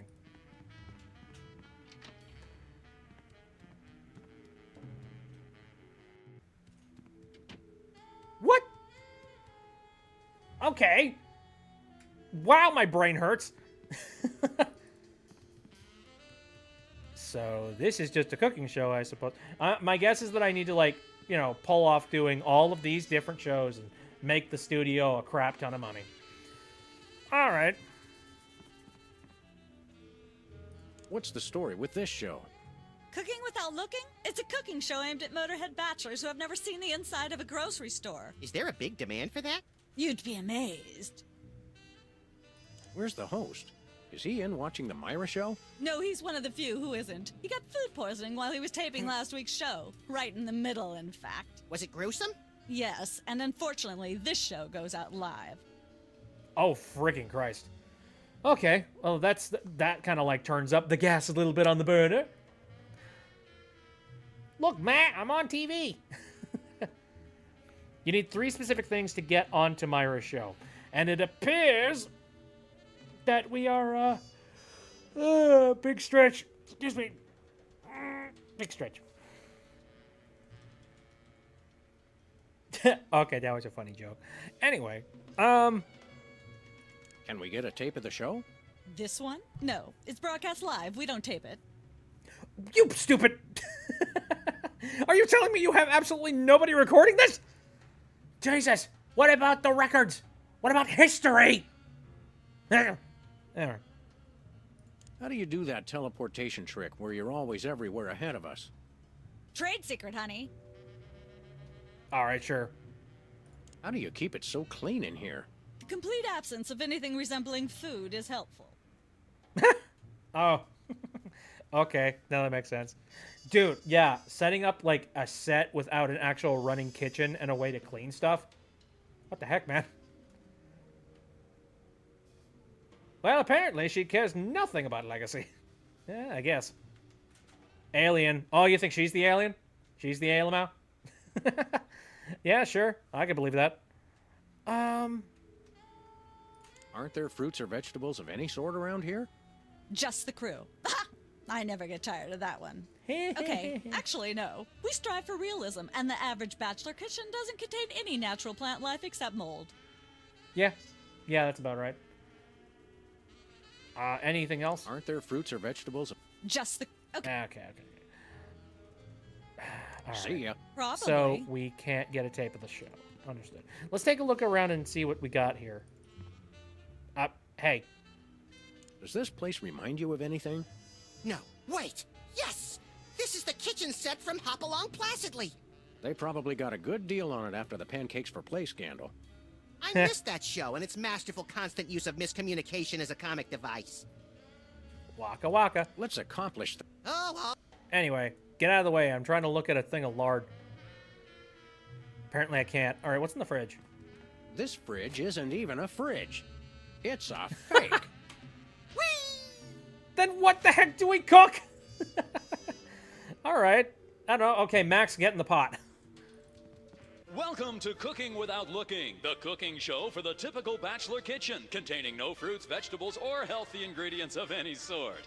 The show where we take a random assortment of condiments and barely edible items and create a Red dye meal number 2. within minutes. Filling in for Chuck Flagon this week, these guys. Just go with it. Oh, hello. Welcome to the show. Thanks, Sam. It's great to be here. Not you, Buckethead. The audience. Oh, greetings, worshipful fans. Remember, the only reason I'm on TV is because I'm better than you. We've got some furious cooking to do, so let's get right to it. What are we making, Sam? Casserole. A cake. Chilled summer foie gras soup with goat yogurt. Nah, I feel like that. Nothing. Well, that's all we have time for today. Goodbye, adoring public. Soon I will demand tribute. Okay, sure. What's in the cooler? I think this is one of those cooler things they use on medical shows to transport donor spleens. What's it doing on the set of a cooking show? Some knowledge is better left unclaimed. Strange. This is quite realistic. Like that animatronic kid on The Cosby Show. What the hell? Let's look at the ingredients. That's quite an assortment. They must have scoured every toxic waste dump in the state. Okay. I'd love to, get a slightly closer look at that. What's It's out like the a window? scene from Heidi. How does that bird manage to stay still for so long? Oh, yeah, maybe you shouldn't have painted the birds. Oops. Hey, Sam, can I? No. Heck no. I agree. Not even. Okay. All right. Let's just fly by the seat of our pants and try this. Welcome once again to Cooking Without Looking, the show where we use absolutely no natural ingredients whatsoever and still make something you guys can choke down. Filling in for the Alfred! inconveniently food-poisoned Chuck Flagon, these guys. Thank you, and welcome to the show. What are we making this time, Sam? let's try to make a cake. Today we're baking a cake. Let's visit our rack of ingredients and add flavoring to the flavoring pail. I'm pretty sure that's a pot, Sam. Max, let's leave the cooking to me and the eating to you. Yep. Okay. So, first and foremost, you need to get a. Oh, frig. Oh, God. Oh, why? So the first ingredient to a successful cake is sulfuric acid. You want to use the sulfuric acid sparingly. It can easily overwhelm the other ingredients. And your taste Agreed. buds, and your esophagus. And many other things, right? Next up, you need to grab some lard. Don't skimp on the lard. That's right. If you take the lard out of lardass, all you have is ass. Well said, Max. Yep. And finally, a little bit of Every MSG. chef has a signature ingredient that no one has ever heard of or used. Mine's MSG. If you put in enough that you feel a burning sensation in the back of the neck, forearms, and chest, you're just about there. All right. I think to garnish it, some red. Make sure to include Hey, look, we red made a dye pie. number 2. If there's not at least some possibility of malignant tumors, it's not real bachelor cooking. Okay. Cook it. Now, do we broil it, Sam? Right you are, little buddy. Into the oven it goes. And, through the magic of TV cooking show time, one gorgeous, delicious cake. Ready to be binged upon or shared amongst friends. Oh boy, let's take it with us. I got a cake. It's probably not edible, but you know. Welcome once again to Cooking Without Looking, the show where we use absolutely no natural ingredients whatsoever and still make something you guys can choke down. Filling in for the inconveniently food-poisoned Chuck Flagon, these guys. Thank you, and welcome to the show. What are we making this time, Sam? Today I want to try and make a casserole. We're making a delicious casserole. Let's just go to our trusty ingredient rack and select some savories for our all-purpose thingamawatsit. It's a pot, Sam. Sure it is, little buddy. And you're a kettle. Heh. Anyway, the ingredients for a finely tuned casserole. You need to start out with a little bit of buffalo chips. A handful or two of buffalo chips.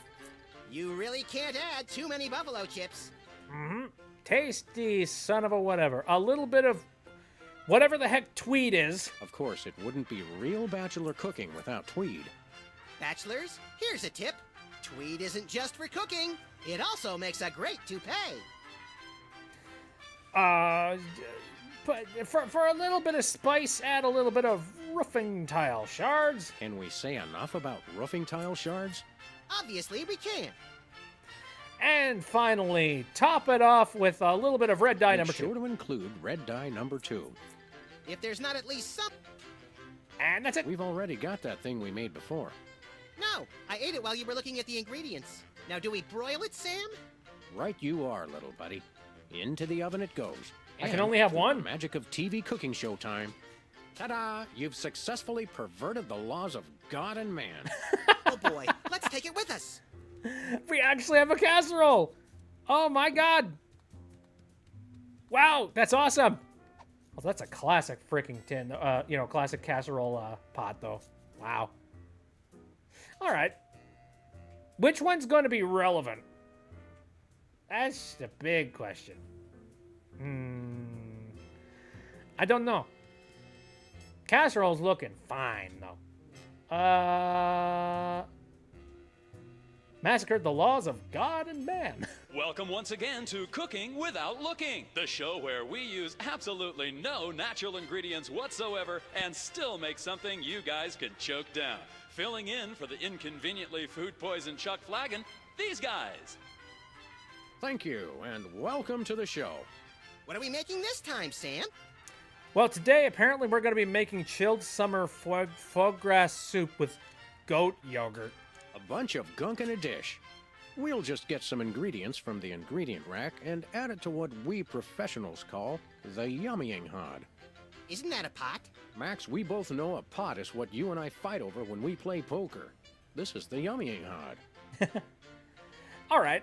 At least they're honest about none of this being natural. Yep, that's fair. All right, so first and foremost, we need to start out this strange concoction with some hair gel. Of course, you're going to want a few dashes of hair gel. Don't worry, bachelors. As long as you use it only for cooking, no one will think you less of a man. Jesus. Okay. Next up, we need to add a little bit of monk paste. Every meal has to include some of the standards, like monk paste. Don't forget that saying. Monk paste for the taste, Pope vest for the zest. Oh, do we even have poke vest? Hold on a second. Shoot, we don't have any. Max, can you go to the store real quick? No, it's fine. We can improvise from here. I think a good improvisation of that would be dried dingo kidneys. You'll want to crush up some dried dingo kidneys. Come on, bachelors. You know you have them. Look under the sofa cushions. Agreed. And then finally, we end it all off with some red dye number 2. Make sure to include red dye number 2. If there's not at least some possibility of malignant tumors, it's not real bachelor cooking. Oh, actually, I've been told that I should attempt to try and add a little bit of uranium pellets. No more than a dash of uranium pellets. They also go great in Chex Mix. Ooh, I never thought about that. I'm going to try that for the next time I make Chex Mix. Anyway. We've already got that thing we made before. No, I ate it while you were looking at the ingredients. Now, do we broil it, Sam? Right you are, little buddy. Into the oven it goes. And, through the magic of TV cooking show time, ta-da! You've successfully perverted the laws of God and man. Oh boy, let's take it with us. So wait. Let me check this real quick. Casserole a la salmon. Well, so that's weird. So apparently 2 of them is a casserole and 1 of them's a cake. Unless, like, if this ingredient table over here actually means something at the end of the day, I am screwed. All right. Well, we're going to go ahead. See ya. We're going to go ahead and head out to the sitcom door. All right. Well, I think I'm going to save who's never going to be a millionaire for later. Because, like, oh, God. I have this weird, like, guilty pleasure when it comes to Who Wants to Be a Millionaire. Like, it's kind of like, there's something really interesting about it. It is such a... Why? I don't care if it is just a prop. I'm not touching that with my bare hands. Is it just a prop? Is it? Anyway. Yeah, dude, I forget who it was that mentioned this. I've been Hugbees or whatever the heck. Anyway, somebody was talking about Who Wants to Be a Millionaire a while back, and, like, it's interesting. Because if you really think about it, it's just a trivia show. It is a basic-ass frickin' trivia show. But, like, they pump up just the atmosphere and the stakes of it so freaking high. And, like, the tension is, like, extra elevated just by all of the elements that are currently put together on Who Wants to Be a Millionaire. And honestly, like, that kind of atmosphere is kind of awesome. So I do have kind of a guilty pleasure of, like, watching it, because they really try and sell the idea that this trivia competition right here is the huge one. He's the big guy. Meanwhile, you see a lot of other shows, and it's just like, whoa. You know, like, I'm trying to remember some, like, Wheel of Fortune is all about, like, you know, fun and all that jazz, and just like, you know, what's your luck gonna be? Or The Price is Right, where it's just like, it's like, will you win today? Or, like, you know, Let's Make a Deal, which is kind of similar to Who Wants to Be a Millionaire, except, like, you know, more of, like, all of the games are just kind of like a trade-off kind of thing. Just like, what's your chances that this is going to be good? And what's your chances that this is going to be a zonk? You know, that kind of thing. Not to mention that theme that they play whenever they're asking the questions. They only give you a limited time, I guess. You know what's funny? That didn't used to be the case. Who Wants to Be a Millionaire used to not have any kind of time on it whatsoever. It was literally just like you, Regis Philbin, sitting down on the set, and you just sort of like spinning your wheels and trying to figure out what the heck the answer could be.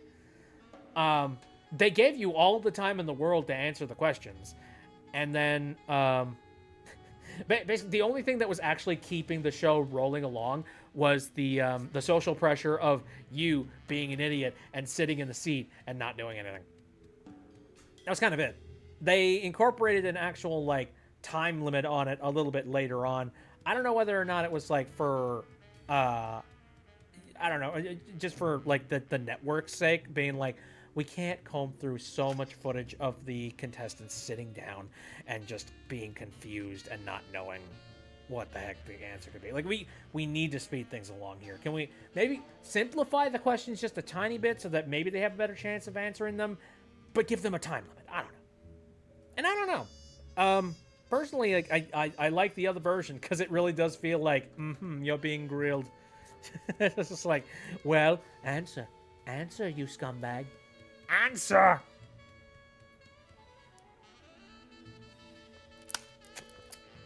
Anyway, I want to see what an embarrassing idol is.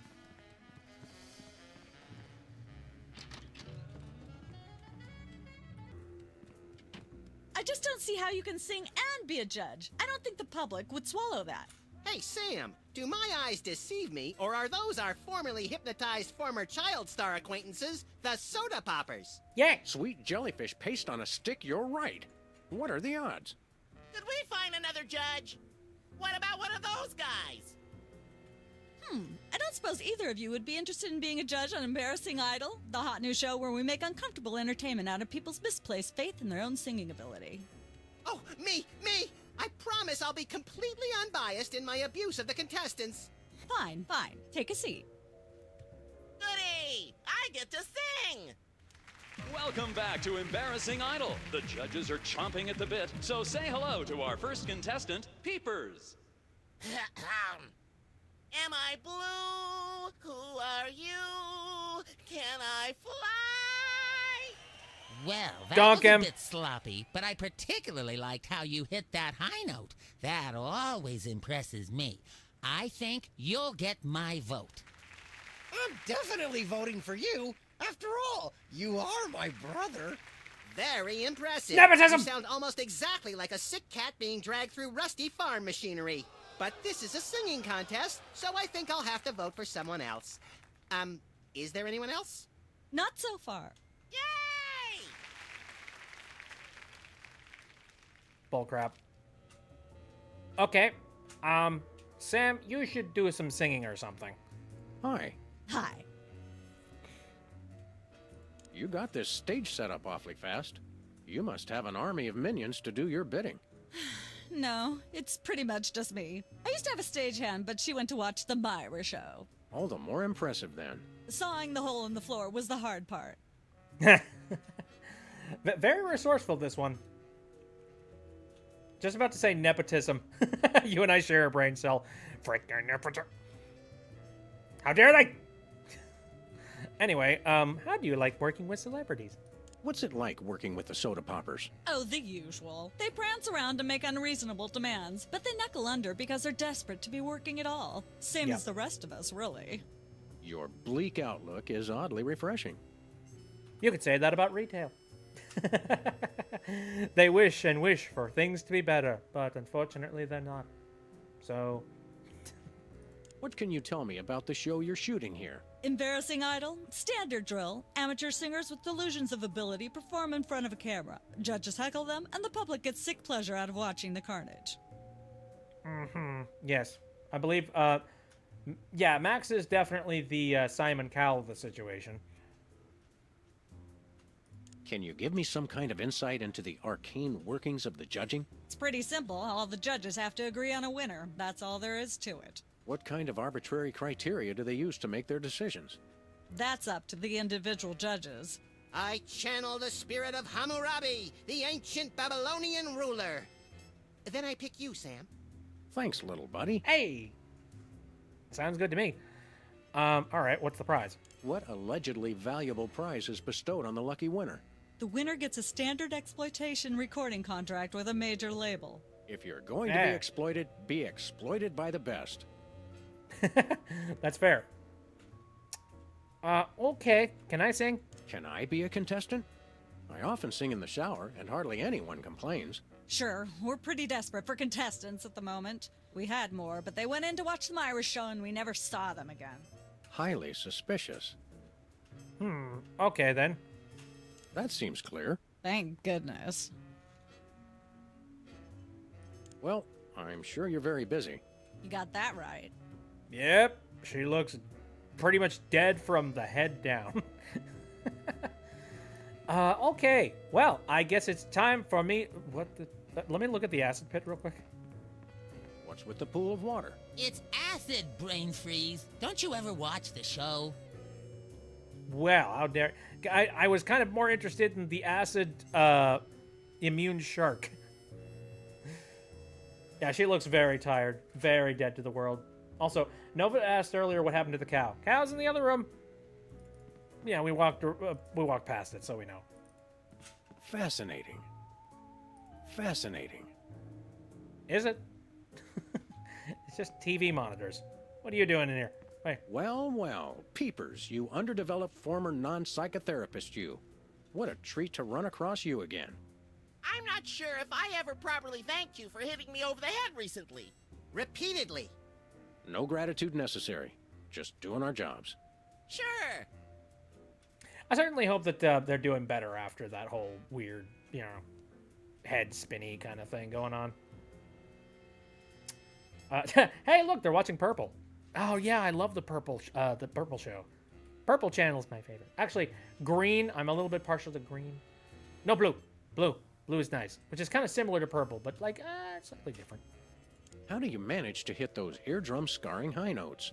If you're implying that I use any artificial vocal enhancements, I don't. What you hear is pure peepers. That's almost exactly what I would have said. Really, is there any trick to hitting the high notes like you do? Look, I told you, I don't use any artificial vocal enhancement, and I resent the implication. I have a gift, that's all. I think we know what to do. I just need to figure out how I'm supposed to get $1 million. Your lyrics have an intriguingly vapid quality. Did you write them yourself? Of course! Any similarity to lyrics from other wildly popular songs is meant as homage, not theft. I'm dying to know. Is there any truth to the rumors about lip syncing on the old Soda Poppers TV show? We only did that on the released version. I'll leave you to whatever it is you're doing over here. Good luck. The fact that the scientist I'm working on lives in acid. Acidic liquid, not the other acid. I certainly hope so. All right, I know this is going to fail miserably, but I must see this. Ladies and gentlemen, please welcome our next contestant, Sam. Oh, you got a banjo. Hello. I'd like to do a little song I call... Busted Down Hound Dog Blues. Love has a thorny backside.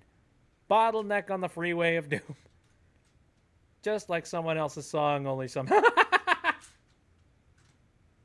I see. Busted Down Hound Dog Blues.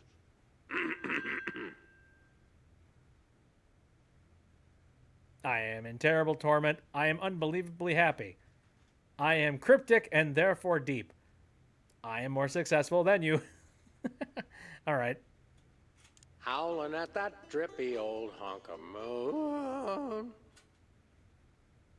Ooh, ouchies. My girl's the best thing since sliced bread. My girl is cheating on me. I've solved life's greatest mystery, but I'm not telling. I'm cooler than hipper than you will ever be. She's at brunch today with some baboon. Pity me, admire me. Let me remind you that I write songs. I'll say anything just to make it rhyme. All right. Road to someday, bits of me are strewn. And let's hear from our judges. Bravo! Your wobbly tenor is way better than Peeper's shrill squawking. Your stylings are quite interesting, but I noticed you never really hit a high note. Peepers is still getting my vote. You sing beautifully, and your lyrics are enchanting. But Peepers is my brother, so I pretty much have to vote for him. Oh. Remember, folks, on Embarrassing Idol, the decision of the judges must be unanimous. Stay tuned for more exciting action after this. It's okay to sing again if you want to, by the way. Could improve your chances. Wouldn't it be great if that's how that worked?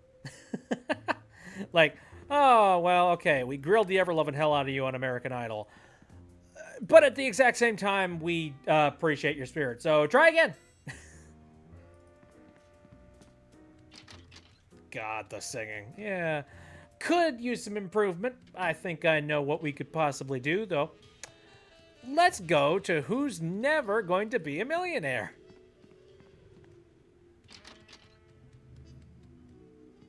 This should be interesting. Look, Max, there's the door to Myra's set. Let's get in there and liberate her literally captive audience. Sam, forget the hostages. There's somebody famous. It's Hugh Bliss. Who, Bliss? No, Hugh Bliss. Robert. Inventor of prismatology. Help millions unlock the power of their personal color spectrums. Right. The stage magician turned happiness guru. Like we didn't have enough of those already. I want to meet him. Fine. But if he magically pulls another rainbow butterfly out of somebody's ear, I'm leaving. Hi, Hugh Bliss. Hi, I'm Hugh Bliss. Ew. Yeah, we know. And you are Sam and Max, freelance police. How do you know? Do you believe in magic? 'Cause I do. Scam artist. Scam artist. Yeah, I figured out. Yeah. The thing that we got to get at the shop. And this is a place where you can get a cold million. So, yeah. What the heck are you doing here? So, Hugh Bliss, what brings you to WARP? I too am here to meet Myra. How do you know we came for Myra? Oh, don't you see? I can read your mind. As I don't like it resident here. Doubting Thomas of this crime-fighting duo, I consider it my civic duty to say, prove it. Okay, think of something, anything. Hugh Bliss is a big fat charlatan. Pennies on the eyes of a dead mime. Wait, 6,373,411 and 90.98.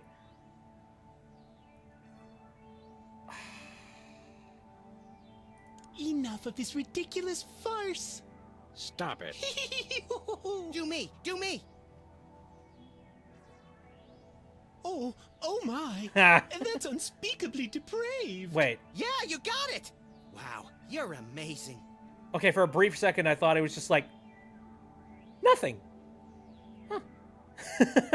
That's what I thought the joke was going to be. No, okay, apparently not. Why do you want to see Myra? What's your business with Myra? I'm to be a guest on her show, silly. Yeah, silly. I'm spreading the word about my new book, Emetics, the Handbook for Multicolored Happiness. Take a copy when you leave. Can you just give us the 10-word summary instead? We're on a pretty tight schedule. 10 words. Oh my. How about prismatology is the answer? Unicorns are pretty, and rainbows too. That's 10. I like this guy's voice. It's 10. Friggin' hell. Why do I feel like Hugh Bliss isn't allowed within 3 miles of a playground? Yeah, I'm getting some creep factors from this guy. Okay, sure. What's prismatology? Oh, I want to be enlightened so much. What's the story on this prismatology flapdoodle? Prismatology is only the greatest intellectual, emotional, and spiritual revolution ever to grace this fair planet. Thank goodness we have someone who can give an impartial assessment. Shh. Tell us more. Join Prismatology today, and you too can experience the magic of true bliss. That goes against everything I've ever hoped for. And yet now I'm strangely attracted to the notion. Snap out of it, little buddy. We've got a case to solve. Yeah. Do not fall into his weird gaze.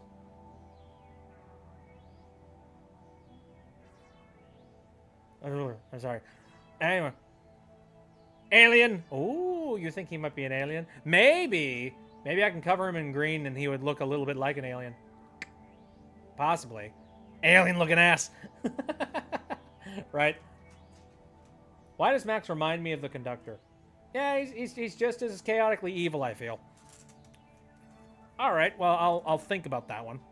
I do know that that one cake turned out green. Maybe I can throw a cake at this guy. Show us a magic trick. Dazzle us with a feat of legerdemain, why don't you? Okay, I'll show you the magic of prismatology in action. Pick a color, any color. Ochre! No, mauve! Burnt sienna! How about a color I've heard of, Pick a color, as long as it's red, green, or blue. Sure. It's not easy being green. Oh, but it is, with magic.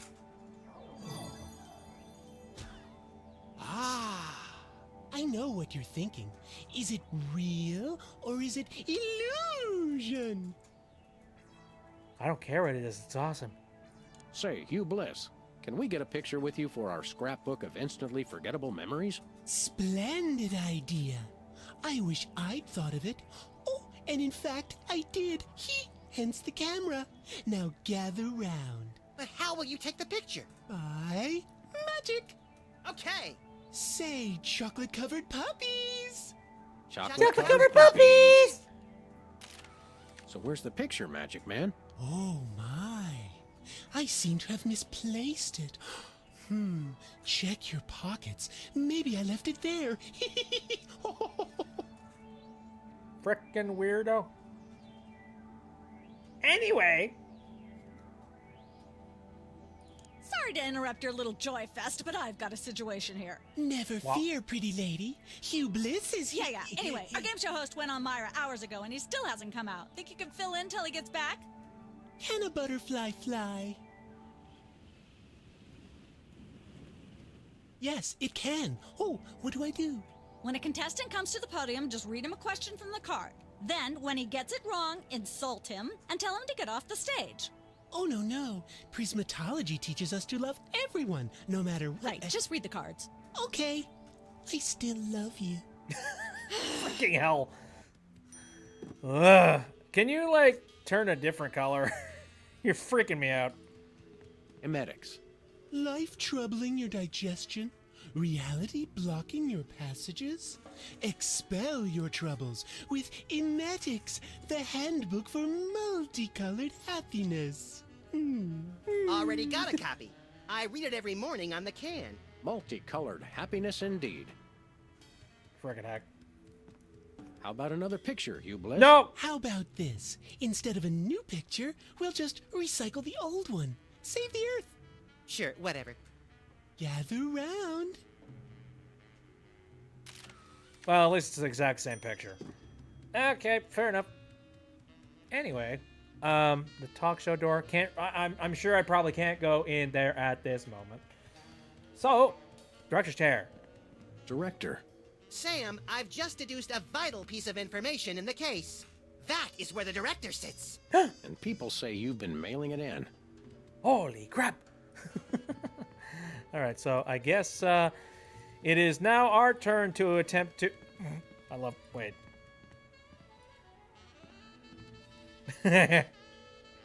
That's good. I like that.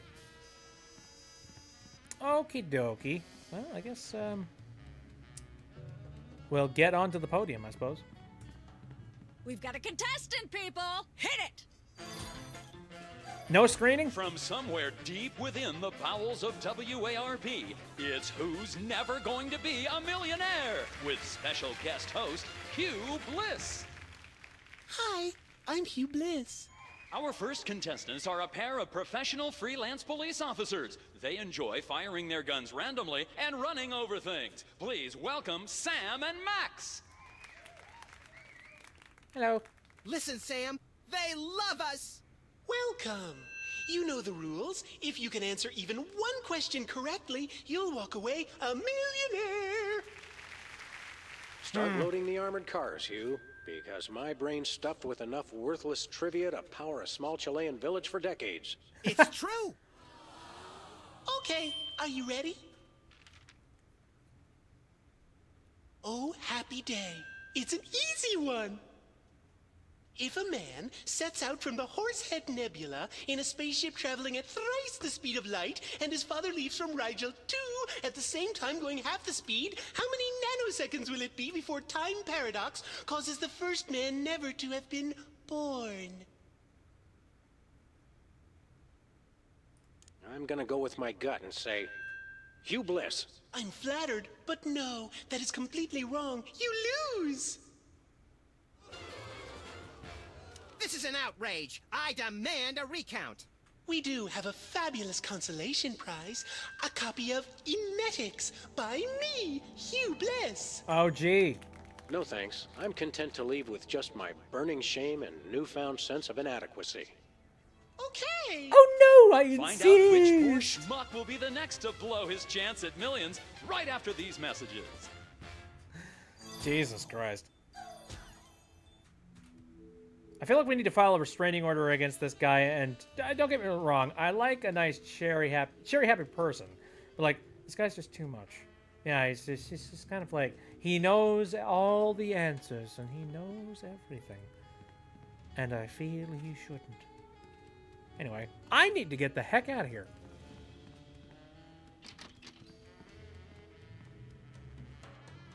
Seely has returned. Hello! Okay. I need to find the exit door. Hey, what did it? It's the poker table! Oh! What's that thing? I don't know. It was here when we took over the building after the .com bust. Shit! Oh, there's a game that I never played. Poker Night at the Inventory? Dang. Kinda wish I did. Oh well. Anyway, I need to get that. How do I leave? Where do I go? Where do I go? Whack. That's great. Anyway. Wasn't that the one with Sam and Max in it? I mean, like, it had frickin' everybody. Basically, that was just Telltale's like, hey, we've got a whole bunch of IP underneath our, underneath us. Let's just go ahead and use it to our full advantage. And then they just had a bunch of people play poker, including like Heavy from TF2, Sam and Max, frickin' Strong Bad, and like GLaDOS was the dealer, which was frickin' amazing. Anyway, I want to go away. I want to get out. Hi, Mom. What? Oh, I was looking at the TV camera. Let's take 5. Sure. Right. But where is the exit? Where do I get out of here? Cooking show? Game show? How did I enter this room? I am lost and confused.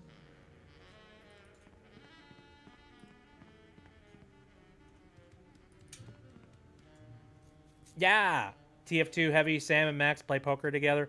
Man, I don't know whether I don't think that game is even still available anymore. I'd love to give it a shot though. Bessie gets their own share. What the heck? Just noticed that. Anyway, let's see. There's got to be a way out of here, right?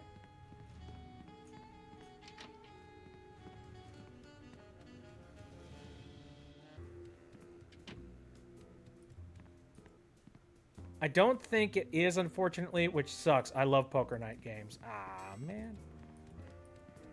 That's a darn shame.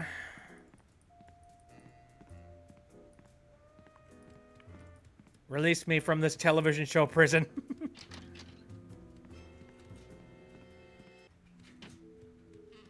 You can't escape. You are home now. I know this is the direction over to Myra's show.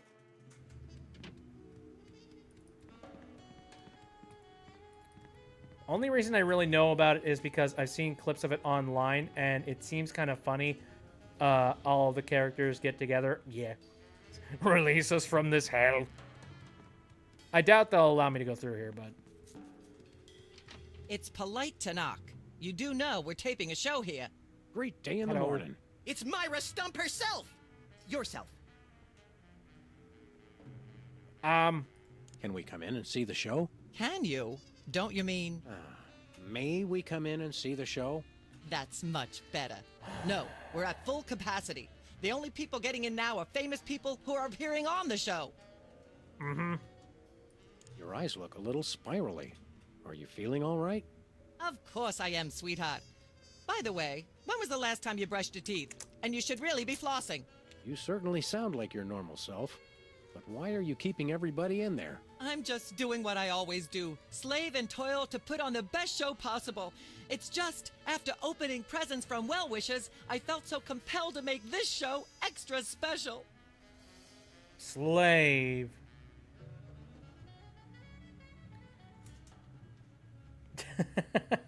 You want to leave and end it? Roll credits. Hold on.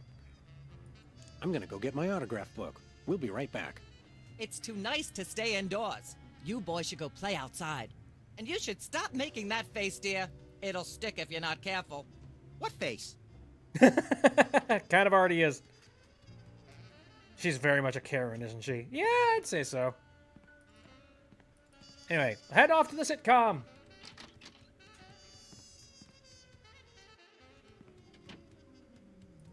I doubt it's an embarrassing idol, but we'll see. Maybe I'm just an idiot and, like, it's obvious and somewhere in my, in my interface here, but... Also, I love how, like, all these shows are interconnected. Oh, there it is. I found the exit door. Pomni!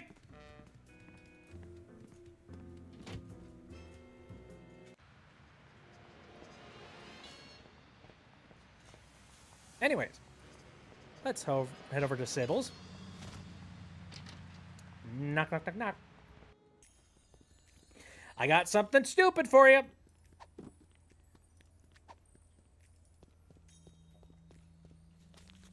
Sam, this is perfect. This photo is a capstone. It succinctly summarizes over 30 years of extraterrestrial-related photographic evidence. Sybil, that photo is a hoax. Exactly. I couldn't have asked for better. Now I can print the paper. Available at newsstands now. That's kind of slanderous. Anyway, newsstands, you say, eh? I guess that means I can go and, like, grab a... Oh, that means we're... Ooh, that's a portion of us being famous, isn't it?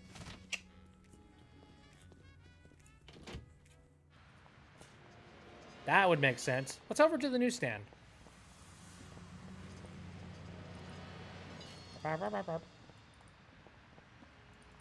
Go, friend, go. I was going to check the newspapers. Has been Brady culture behind bars. He finally found a way to become famous. The police blotter. It says this year's fashion is somehow different from last year's fashion. But I still have the same brain I had last year. Actually, you don't, but most people do. It says cloning rights activists are cloning themselves to create a bigger voting bloc. Works for locusts. I think, like, these might be from the last one. Tragedy, greed, cruelty, and sports scores. That's one of my favorite bands. Anyway. We're famous. Hooray! Can we begin misbehaving now? Begin? Shut your mouth. Anyway. Let's go. Okay. Come on now. Right, back to what we were doing previously. We were trying to, figure out how to stop, like, the... Oh, wait, no, we figured out how to stop the rats. Sorry. Figured that out. Sam? We are heading into the TV studio again. The TV studio? Goody! We have one piece to this. If we can figure out how to solve that one millionaire question, we might be able to get that $1 million. And then from there, we can get the thing we need for Embarrassing Idol. I'm just trying to think if there's anything that would be relevant to using the newspaper for. I forgot you punch him in the air when he's in the way. Pretty funny. Pretty entertaining. Anyway. I wonder what that intercom is, actually. I don't think I checked that.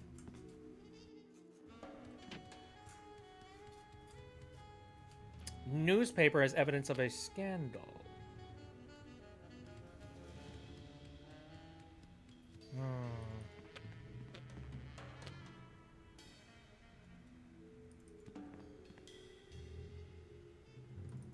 thinking back into my memory, and I'm trying We've to got remember another that. contestant. Hit it. Welcome back. Our next contestants are these guys again. Okay, are you ready? Here's the question.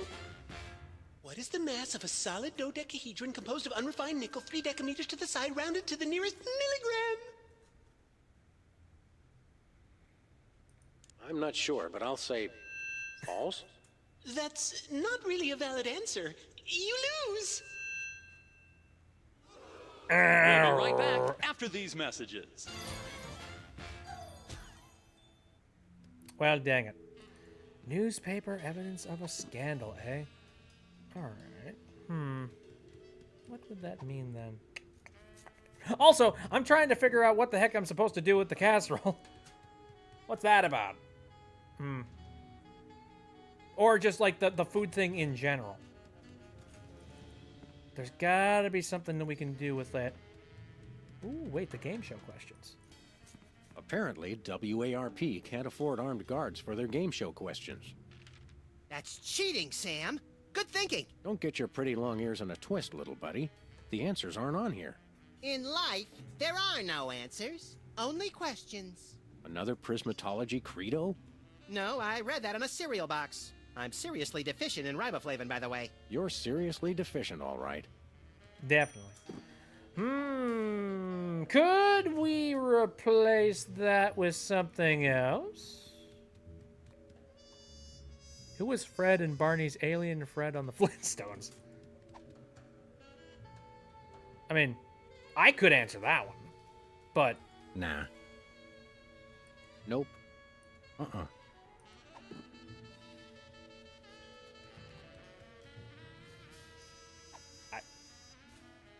No thanks. No, okay. Clearly, we need to put something in that slot. Interesting. Gonna have to find something for that, I think. Well, then the question is, like, what do we do with the, what do we do with the game show questions, then? Could probably, like, screw around with them somehow. Stop making armpit farts. Don't need the casserole. Clear. Okay. If that's the case, maybe I should head over and cook something else in the kitchen. Don't need the questions. You need to put something else where they were. Yeah. Well, that's what I figured. But now I'm trying to figure out, like, what would be a good thing to put there in its place. Maybe there's something back at the office I could grab. Possibly. I'm gonna go to the cooking show real quick. Knock, knock.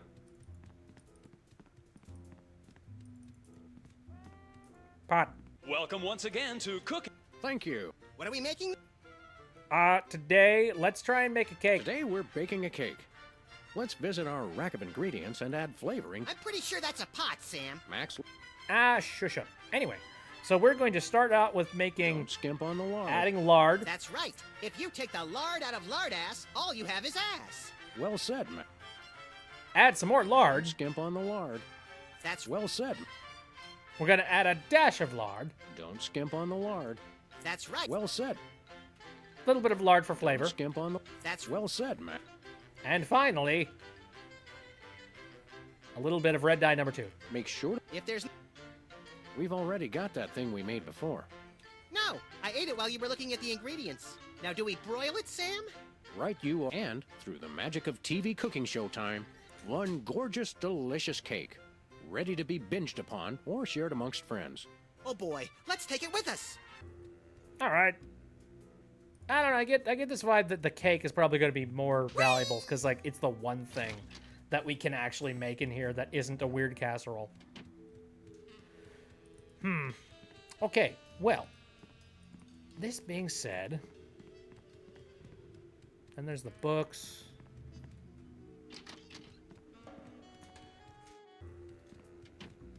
Might want to add some more lard just in case. Oh, yeah, right. I forgot.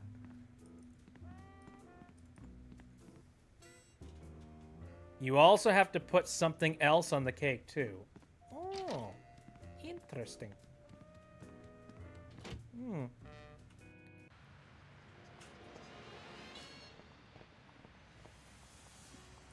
Anyway, I'm gonna go into the office real quick. And the uranium.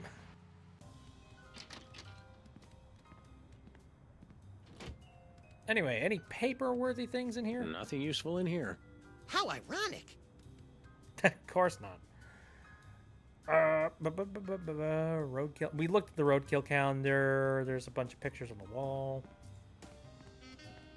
Oh, I didn't look at the bulletin board. When I got this thing, I thought it would be useful. Where else would we keep the pieces of paper that we're never going to look at again? All right, well, never mind. Ah, yes, I remember that case. Particularly gruesome. 20 years worth of electric bills take up a surprising amount of space. Did I talk to all the soda poppers? I didn't. And I'm assuming you're trying to nudge me in that direction, so... Our Thugs and Hoodlums file cabinet at... Can I help it if I come from a... Black. I kind of want to look at the rat hole's tiny mailbox. I know.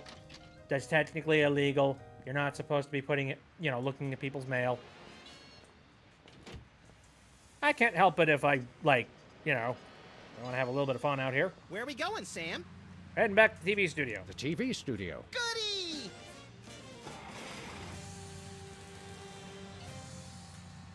Da-da-da-da-da.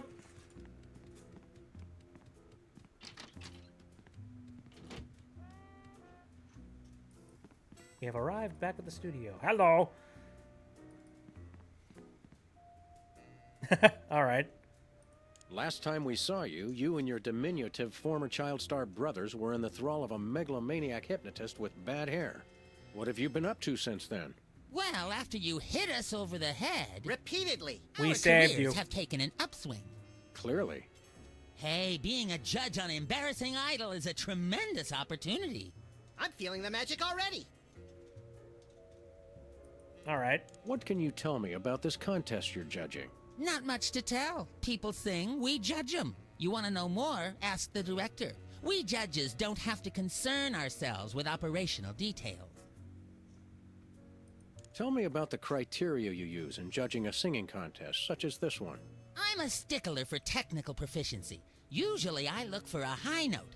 Someone who can hit a really high note always impresses me. I see. I see. I see. All right. If you'll excuse me, I've got some lines to color outside of. It's your life.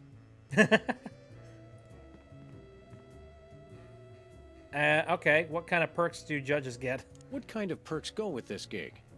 Do you get fancy dressing rooms and candy sorted by color? Heck yeah, man. Ooh, craft services food. Have them bring me a roasted Canada goose stuffed with lightly bruised olives, please. Not likely. I ordered a cake for my birthday, but they never brought it. I think the craft services crew all went in to watch the Myra show, like everybody else. All we got was a basket of tomatoes. Ugh. I could help with that. Happy birthday. Thanks. I'm glad somebody remembered. I said I was sorry. What more do you want? A treat would be nice. Isn't this also St. Boniface Day? Patron saint of carnivorous plants and spiky things? I think that's next week. All right. What kind of preposterously un-American weasel are you that you don't like tomatoes? I like them just Yeah, fine, strawberry. but they don't like me. What do you mean? I once spent 12 hours in the bathroom after mistakenly eating a cucumber that was sitting next to a tomato on the plate. Say no more. Reasonable enough. Can you eat those little cherry tomatoes? They're small. No! No tomatoes, tomato juice, tomato paste, nothing, or I'll be out of commission for hours. Ah. Enjoy your judging. Catch you later. Uh-huh. I'm gonna go look around. Don't go anywhere. Those are apples. Peeper's lyrics. Can I look at these? Sure, take them. I've got them memorized. Am I blue? Who are you? Can I fly? Very impressive. All right. No dice. Dang it. I kind of wanted to mess him up that way. Never mind. I'm out of here.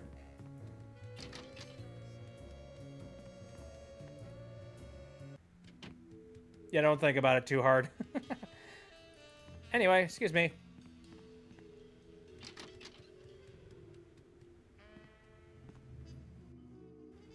I have a game show to win.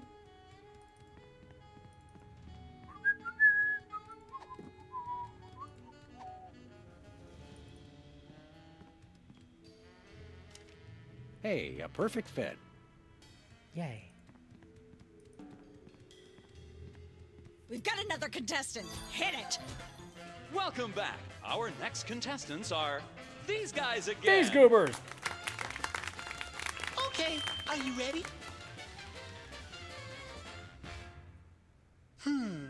The question is, am I blue?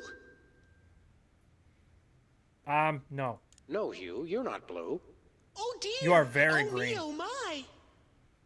That's absolutely right! Yay! Yes. Congratulations! You're a millionaire!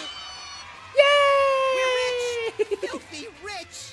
We just went bankrupt, so we will not be back after these messages. I don't believe it. Well, this is awkward, but we don't actually have $1 million in cash. Sweet mother of all I'm quiz suing show you. scandals. We'll have to give you $1 million worth of food stamps. They're right over there. Oh. Hold on. Can you buy deep-fried licorice ropes with food stamps? We'll take it. Good enough, I One. guess. 2, 3, 174, 175, 999,999, and $1 million. Let's go spend it, Sam. It's burning a hole in my pocket. It's putting quite a bulge in mine. Oh, Bosco ain't gonna be happy with this.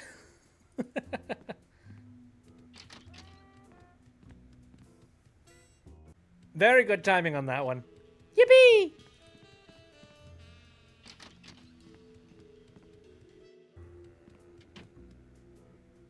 Anywho, Alpha! Stop it. Also, I need to go and look for some tomatoes. Or a scenario where I accidentally drop a cake into some tomatoes.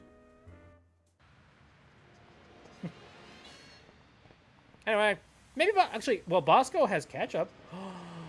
Oh, wait a minute. Wait a minute.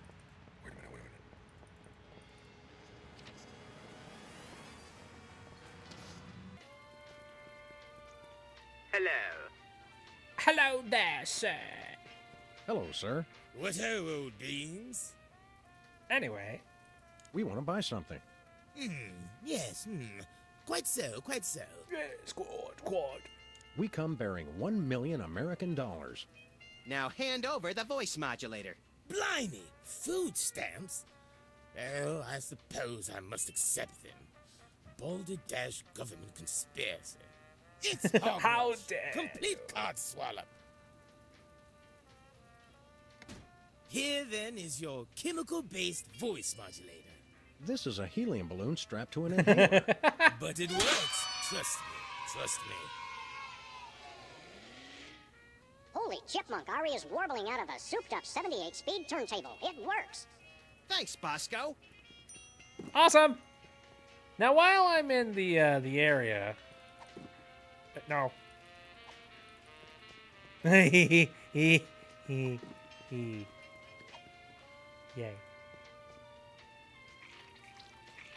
A little ketchup is always good on a cake. Oh. Oh, yay.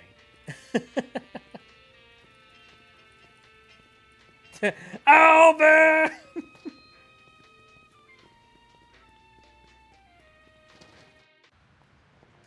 Everything is coming up Sam and Max. Stop farting and get over here!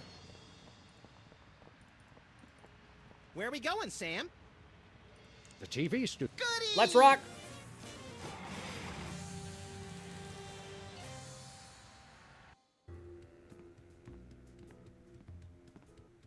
Yeah, we're going to completely crash this studio for all it's worth. Thank you for throwing the thing at me. Okay. Okay. Here we go. Oh boy.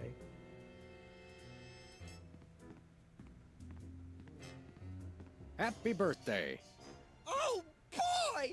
Birthday cake! That red frosting looks tasty. Oh.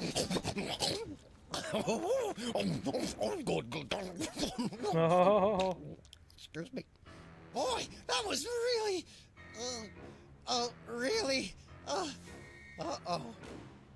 Time out for number 2! What Goodbye. He'd better not be going to see Myra. Well, anyway, we can't wait. We'll just have to finish the show with only 2 judges. Whatever you guys agree on goes. Vote for me! Heck yeah, boy. Now how do I mean, is this gonna automatically give me the heightened pitch? Frickin' Christ. Christum. Ladies and gentlemen, please welcome Fire our in next the hole. contestant, Sam. Hello. I'd like to do a little song I call Just like someone else's song, only better. Just Like Someone Else's Song, Only Somehow Better. I am in terrible torment. I am unbelievably happy. I am cryptic, therefore... yeah, okay. Chomping on a crunchy silver spoon. Spoon! Playing cocktail angst on my bassoon. Blowing like a zephyr on a dune. And let's hear from our judges. When was I supposed I to do admire that? your courage even more than your singing. You've still got my vote. Thanks, little buddy. Nice, but I'd like to see some technical proficiency. Hitting a high note, for example. As it stands, Peepers still has my vote. He's not Remember, here. folks, on Embarrassing Idol, the Actually, wait, no, decision he of is the here. Never judges mind. must I was be thinking about the dude unanimous. with the... Stay tuned for more you guys, exciting action after can you this. wear a different shirt? Or something? Anyway.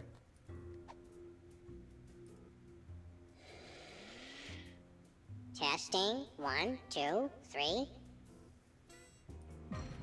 Ladies and gentlemen, please welcome our next contestant, Sam. Hello. I'd like to do a little song I call Busted... Okay, so let's bottleneck on the freeway of doom. Bottleneck on the Freeway of Doom.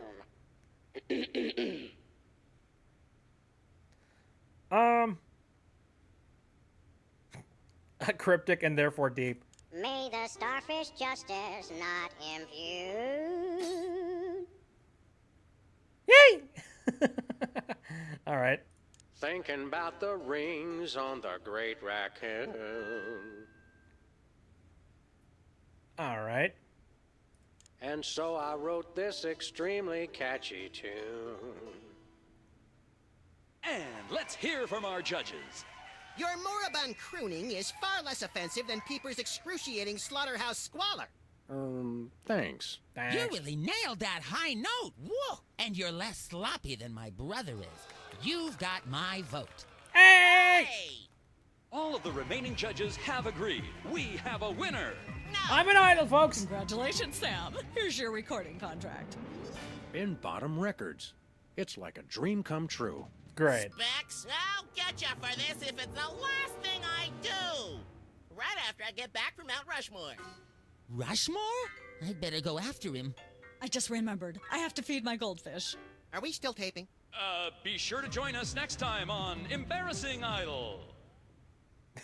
Freaking great. All right. So I got that stuff.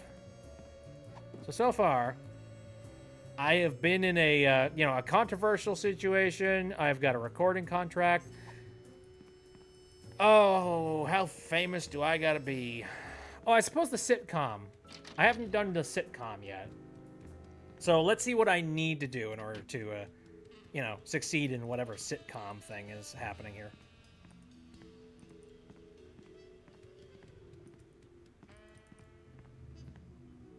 Let's try. We're as ready as we're ever gonna be. Let's start taping the show. Okay, now remember, your landlord's at the door, and you don't want him to know you've got a cow in there. Ready? Action! Yeehaw, boys! What the fuck? Open up in there. I know you're hiding a cow. Freaking great. I didn't check the intercom. Just a second, Mr. Featherly. I want to lock the door, though. What could I do? Gun.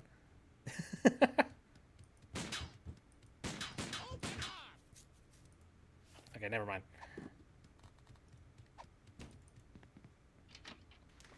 Whoa!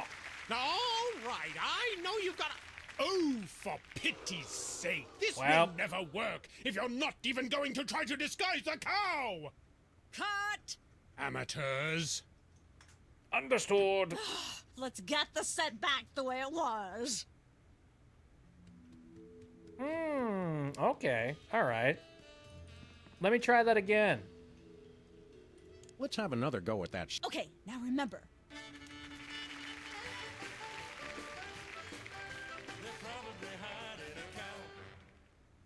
Fucking hell. Open up in there.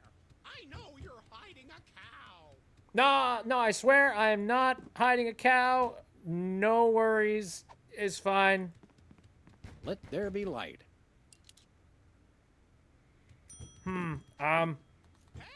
Here. Put this on the cow. There Yes. we go. Life of the party. Just a simple chef. Aha! I know you've got a... Well, well, well. Who's your guest, boys? Abraham Lincoln. The Prince of Upper Thrombosis. A cow wearing a lampshade. No. This is the French chef we hired to satisfy our inexplicable, insatiable craving for omelets and duck à l'orange. And frog's legs. I like mine extra crispy. Oh, a French chef, eh? I love French bread and French fries. I went to Gay Paris one time myself, you know. It was back in my army days.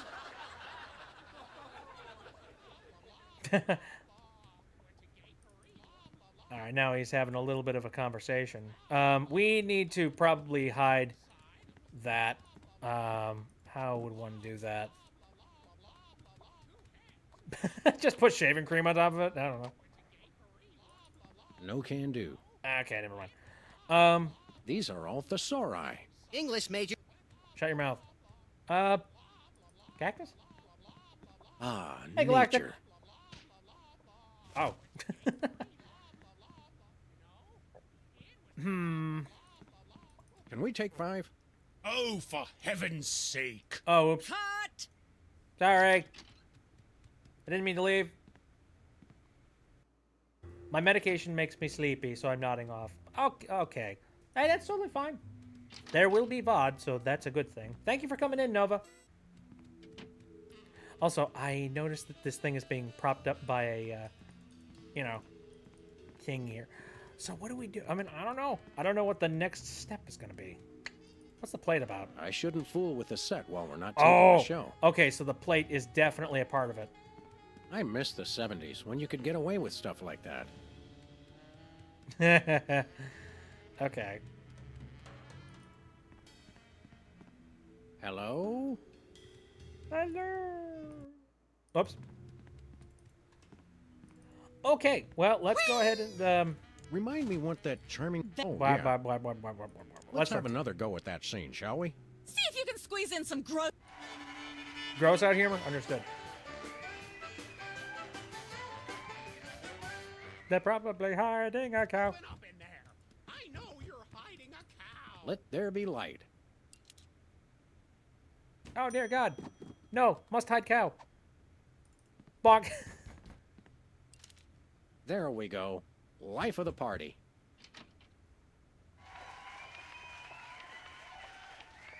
Aha! I know you've got... He's our chef. This is the friend. And frogs. Oh, I went to...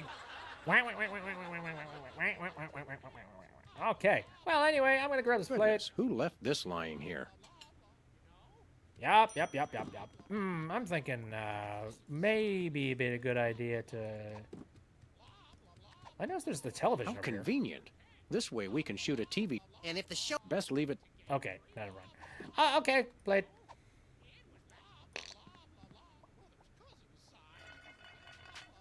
Uh-oh. Say, what's this? I'm sorry, what was that you said? Oh no. He said moo goo gai pan. It's a French dish the chef has just made. Whoa, super! I'll try some of that. Where's the plate? I can't help but feel this is all terribly wrong somehow. Aha! Interesting. That's one word for it. There's a familiar flavor. Fennel, maybe? Yeah. Kentucky bluegrass, I think. Yeah. This moo moo whatever stuff is really good. What's it called in English? Cow pie. Really? Well, that's funny. It sounds just like... Ah!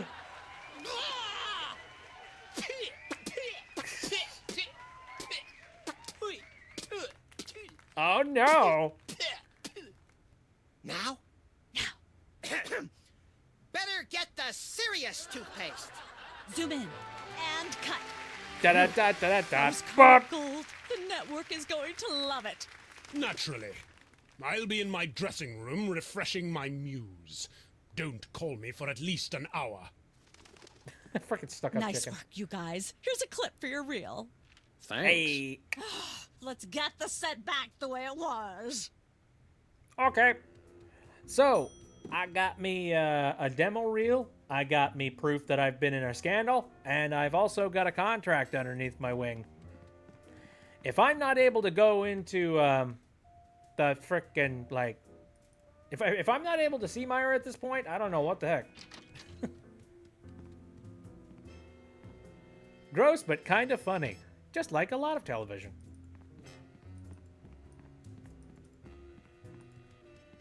Knock knock. Yes? Oh, you two again. Well, what is it? You've got the length of one commercial break to explain yourselves. Oh, dang. Can we be a guest on your show? May we appear as guests on your show? I excel at talking about myself. Are you famous? Perhaps. In an internet petition, or there ought to be a law kind of way. Not good enough. I'll need evidence of your explosive star power. I blew up a public restroom last week. I want to see a copy of your recording contract, for one thing. Well, what if we... Recording contract and a clip from your hit TV show. You're not anybody these days if you don't act and sing. Recording contract, TV clip. Piece of cake. No cake. I'm on a diet. But Aw. I will naturally need evidence of the latest juicy scandal you've been involved in. We have to be scandalized? Of course. What kind of show do you think this is? Are you sure you want us to answer that? Look, it's very simple. Show me a recording contract, a clip from your TV show, and some evidence of a scandal, and I'll squeeze you in. Oh, is that all? Easy. Dog. We do have a recording contract. Bin Bottom Records. Take a look. Now how about having us appear on your show? Not so fast. To get on my stage, you'll also need a clip from your own TV show as well as evidence of a good scandal. Fame is a distressingly exact mistress. There you go, dear. Although I strongly disapprove, having a mistress is an excellent start to a scandal. The public enjoys Shut a up. good love triangle. Stop with the... That's not what we meant. Anyway, clip. As it happens, we brought a clip of our wacky hit sitcom, Midtown Cowboys. We're the stars. Your celebrity is becoming less and less marginal all the time. Don't worry, Myra. We're still marginal at heart. Yes, I suspected as much. But get yourselves involved in a newsworthy scandal, and you can be guests. Actually, already we been graced there. the cover of the current edition of the Alien Love Triangle Times. How's that for a scandal? You'll have us on your show now, yes? Oh, I suppose so. If only so I can talk about America's lamentably endless fascination with depravity.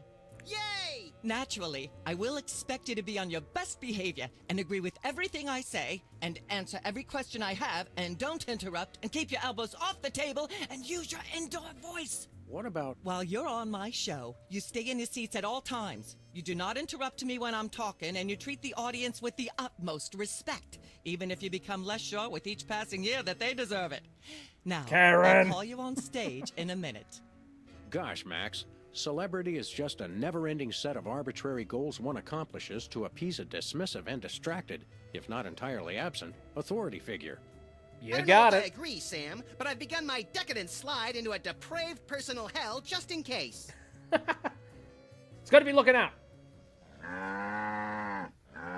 Hey, look, the cow's here. Give her a hand, everyone. Bessie Bovine reading from her new book, The Heart Has Four Stomachs, Ruminations on a Life in Hollywood. Out now in all major bookstores. This microphone is starting to spark from overuse, but that doesn't mean we're ready to pack it in.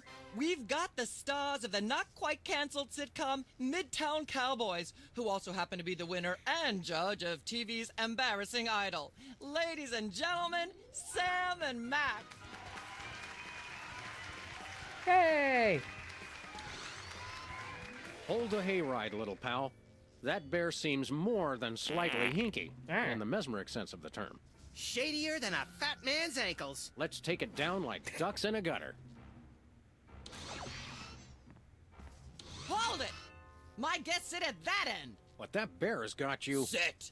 We'll just sit where you want us to, ma'am. Lovely. What gives, Sam? Why can't we just grab the bear? It would appear that the laws of physics are different on the set of a talk show, little buddy. We're gonna have to play The laws along. of physics. Sam and Max, you're talented, hot new celebrities who've taken the entertainment world by storm. So naturally, we all want to hear everything about your involvement in the scandal detailed in the Alien Love Triangle Times. About the picture in the Times, I'd rather talk about Midtown Cowboys.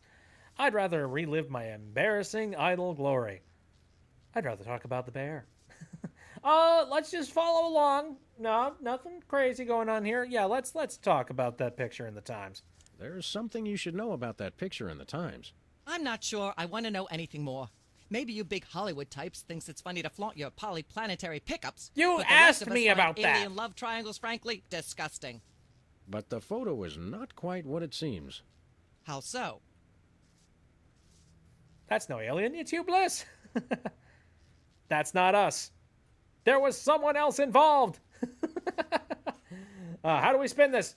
I mean, technically, this is the correct one, but I don't know. We'll just go with the correct answers.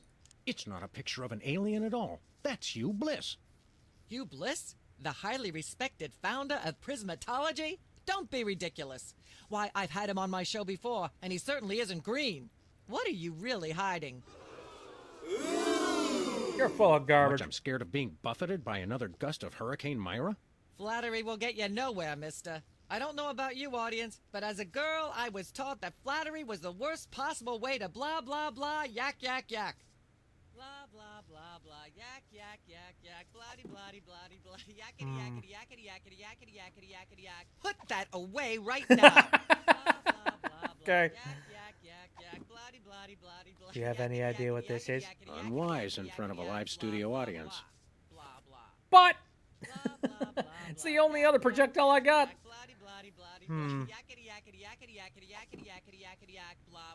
All right. Well, wonder if the shaving cream has got something to do with it. She appears to have plenty to say already. Right, but we could continue the conversation. Nah. Yakety, yakety, yakety, yakety, yakety, yakety, yakety, yakety. I do notice, like, again, she made very clear the sparking microphone thing. I'm not touching that thing. I'd probably get shocked. May I have a drink of water? Are you the host of this talk show? No. Then no. Blah, blah, blah. Yakety, yakety, yakety, yakety, yakety, Can't we yakety, sit yakety, over yakety, there? You'll sit where you are and like it, mister. Yes, ma'am. Blah, blah, blah, blah, yak, yak, yak, yak, bloody, bloody, bloody, bloody, yakety, yakety, yakety, yakety, yakety, yakety, yakety, yak, blah, blah, blah, blah, blah. Blah, blah, blah, blah, Got a second, little buddy? Now that we're big stars, I'd normally ask that your people call my people to set up a meeting. But since we're old friends...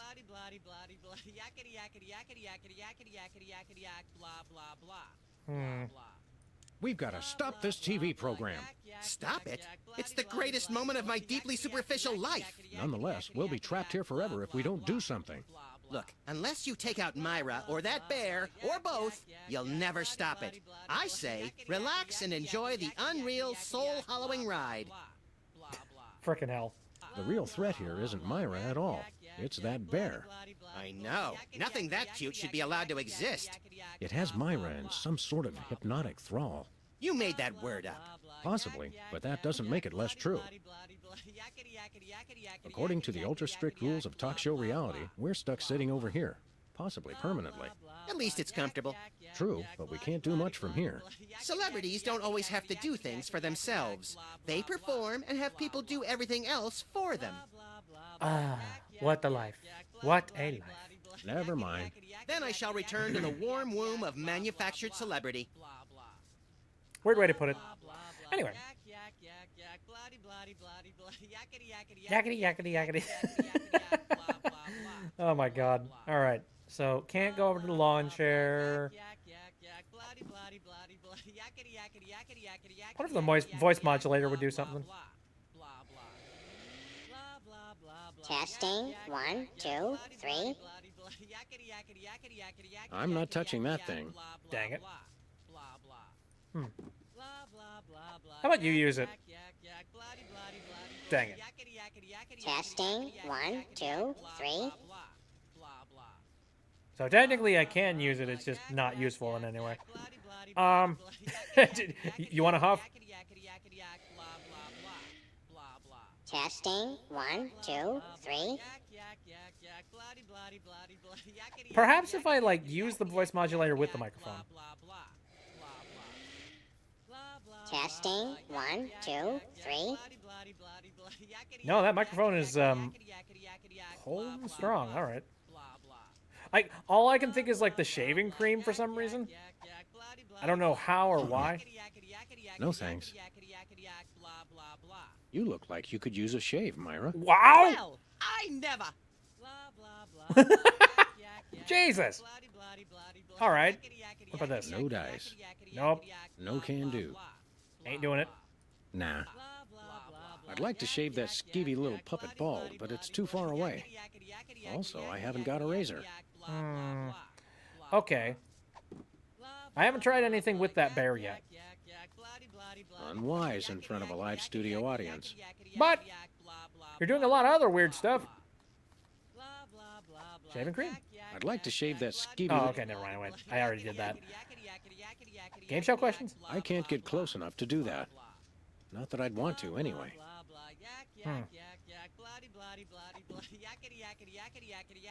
I wonder.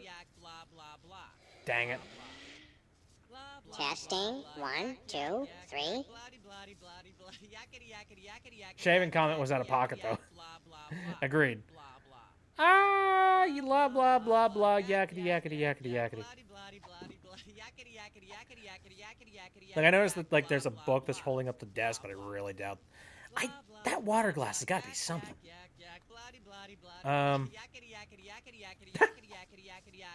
Would you like some whipped cream for whatever it is you have in that glass? It's water, so no. Fuck. I was just like, ah!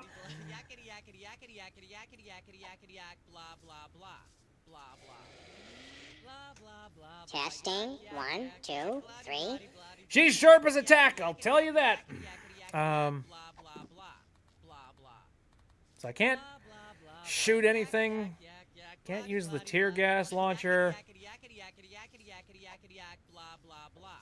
Nope. She appears to have plenty to say already. But I can't get close enough to do that. Not that I'd want. feels like we're soft locked. Probably not, but Ah, yes. Where were we? I think we were discussing the alien love triangle times and that nasty, scandalous affair of yours. right. Time to Ooh. Hey, okay. I'd like to talk about me. All right, so we've attempted to talk about that picture in the Times. We talked about, There's got to be something very specific that we need to do to make Myra have some kind of, like, a conversation in our favor. I'd like to talk about that charming yet mildly insidious-looking bear on your desk. Can I see it? I don't know, Sam. Can you? May I see it, please? No, you may not. And if I may say so, if there's one thing that grills my chicken, it's how our culture is in a state of modal decay. Can is not the same as may. Should is not the same as blah, blah, blah. Yak, blah, blah, blah, blah, blah, blue, blue, blue. Hopefully she'll be off on her tri-state nagging spree for a while. Oh, shut up. Ah, yes. Where were we? I think we were discussing the alien love triangle times and that nasty scat. All right. Let's talk about Midtown Cowboys then. I'd rather talk about our smash hit sitcom, Midtown Cowboys. Okay, let's talk. You two have become the new breakout stars of a flaccid, dissolute sitcom in its final days. How wonderful for you. Shut Thanks, the we hell brought a up. clip. You certainly did. I had a chance to watch it, and I refused to show it to my audience. It has a shocking joke involving a cow pie. It's a sad commentary on today's culture when the cow pie, once a staple of the American diet, blah, blah, blah, blah, yak, yak, yak, yak. I see why Myra only lets big stars on her show. They're easier targets? If you're big enough, there still might be something left when she's finished. Ah, yes. Where were we? I think we were discussing the alien love triangle times and that nasty scandal. Yeah. Let's talk about Idle Glory, though. I'd like to sing a song from my upcoming album, Feathers and Furious Scribbling. I'm almost certain the audience might probably enjoy that. Howling at that drippy old hunk of moon. She's at brunch today with some baboon. And so I wrote this extremely catchy tune. Thank you, Sam, for putting the num back in musical number. What a wonderful way to remind our audience that you don't have to be talented to be famous. And a perfect segue into my latest tirade about the lamentable state of modern popular music. I mean, blah, blah, blah, blah, yak, yak, yak, yak, bloody, bloody, God, yak, what yak, are yak, you, yak, me? yak. Anyways, I think I got an idea. Testing. 1, 2, 3. Ah, yes. Where were we? I think we were discussing the alien love triangle times and that nasty, scandalous affair of yours. She's not funny enough. Ah, okay. I'd like to sing, if I may. Is that wise? Howling at that drippy old hunk of moon. Whoa! Careful there, Tiger. That was wonderful. I'm so moved I almost don't have a long hectoring screed in me. Oh no, wait! There it is! Thank goodness! Self-referential songwriting is a dangerously blah blah blah blah yak yak yak yak. Blah blah blah blah yak yak. All right, we got a little piece of it here. I think if we get this microphone over to that bear, we could potentially make this happen. Mind if I sing again? I wish you wouldn't, dear. I only have so many drinking glasses, and I was planning on giving them to my lovely audience members. Darn, I was starting to enjoy the misplaced adulation. Well, dang it. I'm wise in front of a live... Unfortunately, I am not going to be able to pull out the gun, I don't think. All right. Ah, yes. So what about my buddy's lines here? I'd like to talk about me. I prefer my guests' naked egos to be just a little less naked, dear. Oh, absolutely, Myra. That's exactly what Reese Butterfingers told me when sniping river rats at Cannes. She thought I had the cool-eyed aim of a professional. Are you sure you wouldn't rather talk about your alien love triangle shenanigans? Pretty sure. I'd like to talk about myself. And a project you're working on, perhaps? You said it, Myra. I am an ongoing project, like a golden calf or a graven image. I'll only rest once people are sacrificing their firstborn unto me. Also, I'd like to direct. Fame went to your head quickly, dear. It's a short trip. Are you sure you wouldn't rather talk about... Okay. I'd like to mention my pal Sam and something that happened the other day. Anecdotes about other celebrities, even ones as dubious as you two, are always welcome. Well, I was battering this purse snatcher with a broken parking meter and screaming, "Die! Why won't you die?" And Sam said, "You crack me up, little buddy." The point being? I crack Sam up. Are you sure you wouldn't rather talk about your alien love? All right. Well, let's go ahead and talk about you, since you're so frickin' full of yourself. Let's talk about you, Myra. Me? What could anyone want to know about me? Maybe they'd like to know how honored you are to have me, Max, brilliant actor and acerbic wit, on your show. Are you sure you wouldn't rather talk about your... Oh my frickin' God. All right. Well, let's see. What other things could we possibly mess with here? You know what? I'm in. All right. I think maybe I do need to get her distracted again, possibly. I'd like to say some more about our show, Midtown Cal. I would too. Blah blah blah blah. Yak yak yak yak. Bloody bloody bloody bloody. Yakety yakety yakety yakety yakety yakety yakety yak. Blah blah blah. Blah blah. I'm not touching that thing. I'd probably. Blah blah. Yak yak yak yak. Bloody bloody bloody bloody. Yakety yakety yakety yakety yakety yakety yakety yak. Blah blah blah. Blah blah. Blah blah blah blah. Okay, that doesn't do anything. Bloody bloody bloody bloody. Yakety No thanks. yakety yakety yakety yakety yakety yak. Blah blah blah. Blah blah. Blah blah blah blah. Yak yak yak yak. Bloody bloody bloody bloody. Yakety yakety yakety yakety yakety yakety yakety yak. Blah blah blah. Blah blah. Blah blah blah blah. Yak yak yak yak. Maybe there's something to do with the banjo now that the banjo's here. Yakety yakety yakety yakety yak. Blah blah blah. Blah blah. Blah blah blah blah. Yak yak yak yak. Bloody bloody bloody bloody. Yakety yakety yakety yakety yakety yakety. No, I can't do that. Blah blah blah. Blah blah. No dice. No. Doubt this will work, but. Testing. Okay, that just does a whole bunch of that. Unwise. Can't do that.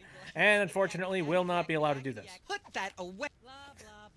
Instantaneous, just whoop. Yakety yakety yakety yakety yakety yakety yakety yak. Blah blah blah. Blah blah. Another image of that alien, but normal. Well, I'm a little bit locked in here, so. Hey, you have any ideas? Speak. Not being able to get up and move around drives me crazy. We're on a talk show. Let's flap our self-important gums until the cows come home. Never mind. Then I shall return to the warm womb of... I see. Okay. Ah, yeah. So, self-importance, eh? I'd like to talk about myself. And a project? You said it, my... Fame went to your head quickly, dear. It's a short trip. Are you sure you wouldn't rather talk about your alien love triangle shenanigans? Okay. So we've done like we've talked about that thing. I'd like to talk. And you said it. Fame went. It's a short trip. Are you? I wonder if there's like a combination I'd like of to these I need to prefer do. my guest. Oh, are you sure you would? Let's talk about me. Maybe that. Are you? I'd like anecdote. Well, I would. The point. I crap. Are you sure you? Okay, no, I don't think there's anything to do with that. Probably not.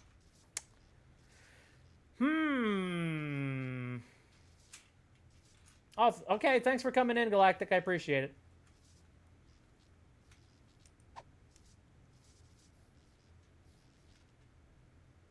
Maybe there is something to do with that that picture in the Times. There's more you should know about that picture in the... What's that? That's not an alien, it's Hugh Bliss. That's not us! There was someone else involved. Oh, let's go with that. It doesn't tell the whole story. There's someone else involved. Someone the picture doesn't show. How shocking. Who?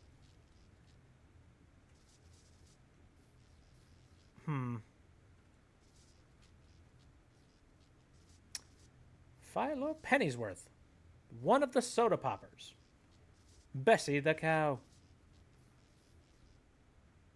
I'm pinning the blame on Bessie. Bessie Bovine, our co-star on Midtown Cowboys. Oh my! Audience, shall we bring her back out again? Ha ha ha! Sucker! At the risk of making the obvious comment, that was shocking. Is she breathing? A little, but the creepy teddy bear is toast. Nuts. I wanted to ask it a few questions, and maybe use it to hypnotize Katie Couric. Another glorious dream bangs its chin on the dirty pavement. On the bright side, the audience is free to go home. Hey! Oh, I was just getting warmed up. Do you think Myra will have us back on the show again soon? Speaking of unlikely, did you notice we just had 2 cases in a row involving hypnotic mind control? Complete coincidence? Yes, I think so. The cogs of the universe synchronize in ways we're not meant to see. Speaking of things we're not meant to see, there's a new restaurant at the zoo where you can eat what they feed the animals. Empty popcorn cartons and cigarette butts? And processed bread logs loaded with tranquilizers and antidepressants. Bread logs make me logy. Let's head back to the cooking show set and see if we can figure out how to make fried pork rinds. Okay, toy but I get the mafia. feet. Who's the toy mafia? Oh, scandalous. A teaser for the next episode. Woo! I'm excited. Well, I finished that up at a pretty good time there. And just enough of me grinding my wheels. Big stretch. Anyway, so, yes, we're going to have episode 3 happening next week. There's the original release thing. God, I've got too many, like, fidget toys sitting on my desk. Too much temptation to mess with them. Just sitting here. Fun. Oh, yeah, I wonder how that one print is doing. Oh, it's done! Woo! Hey, I gotta go and get that. All right, well, I'll do that after the stream. Now, currently what I am printing is something that I want to be, like, really... Ow, thank you. Now, something that I'm printing right now, I want to have, like, really nice, fine details on it.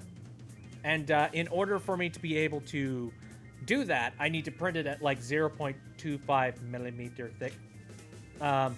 Basically, like, the standard one that I got is, like, 4 millimeter. Actually, no, 0.4. This one is, like, 0.25. Which is annoying because you print very tiny things, but they are, like, they take forever to print. Like, this print in particular took me about 5 hours. Like, I started it basically as the stream... Actually, wait. Yeah, a couple hours before the stream started. So, yeah, it's just... one of the nice things about 3D printing, though, is the fact that, like, it's a little bit more passive. You don't have to really think about it too hard and just let the machine go. As long as it runs properly, you know, and there aren't any weird issues that come up. Anyway, so, yeah, next episode, we're going to be moving into episode 3, The Mole, the Mob, and the Meatball. The commissioner is looking into an underground operation at Ted E. Bear's Mafia-free Playland and Casino. Playland and Casino? Okay. But the mole has sent in his suddenly gone quiet. To find the mole, Sam and Max must infiltrate the operation and become members of the Toy Mafia themselves. Ooh. So, you have a 3D printer, or you're talking about something else? Yeah, I got a 3D printer. And yeah, it's currently, it's finished up on a print, and I need to go and inspect that. Better start digging to find that mole. Da-da-da-da-da. All right. Well, we're going to take off here. Thank you guys very much for coming out to the stream. I appreciate it very much. Also, no drop frames. Let's keep it that way, shall we? My stream schedule is Saturday, Sunday, and Wednesday, all of them starting at around 7 o'clock Central Time. And right now, again, we're currently doing Sam and Max streams on Wednesdays, and I am having a heck of a time playing those. So, yeah, jump on out and, you know, watch the next one if you are up for it. The next stream that we're going to be doing is going to be on Saturday, and that is Undertale Yellow. I am going to be diving into whatever the terrible freaking boss battle was that I was doing, you know, involving that one flower boss. I'll see whether or not I can get through that. And then we do casual streams on Sundays, and I've been doing a lot of Power Wash Simulator. So if you want to catch me just shooting water at a wall and being the water elemental that I always dreamed to be, you know, the one that I always aspire to be, you can watch me on there. Anyway, I'm going to take off here. Thank you guys very much for coming out to the stream. See you next time.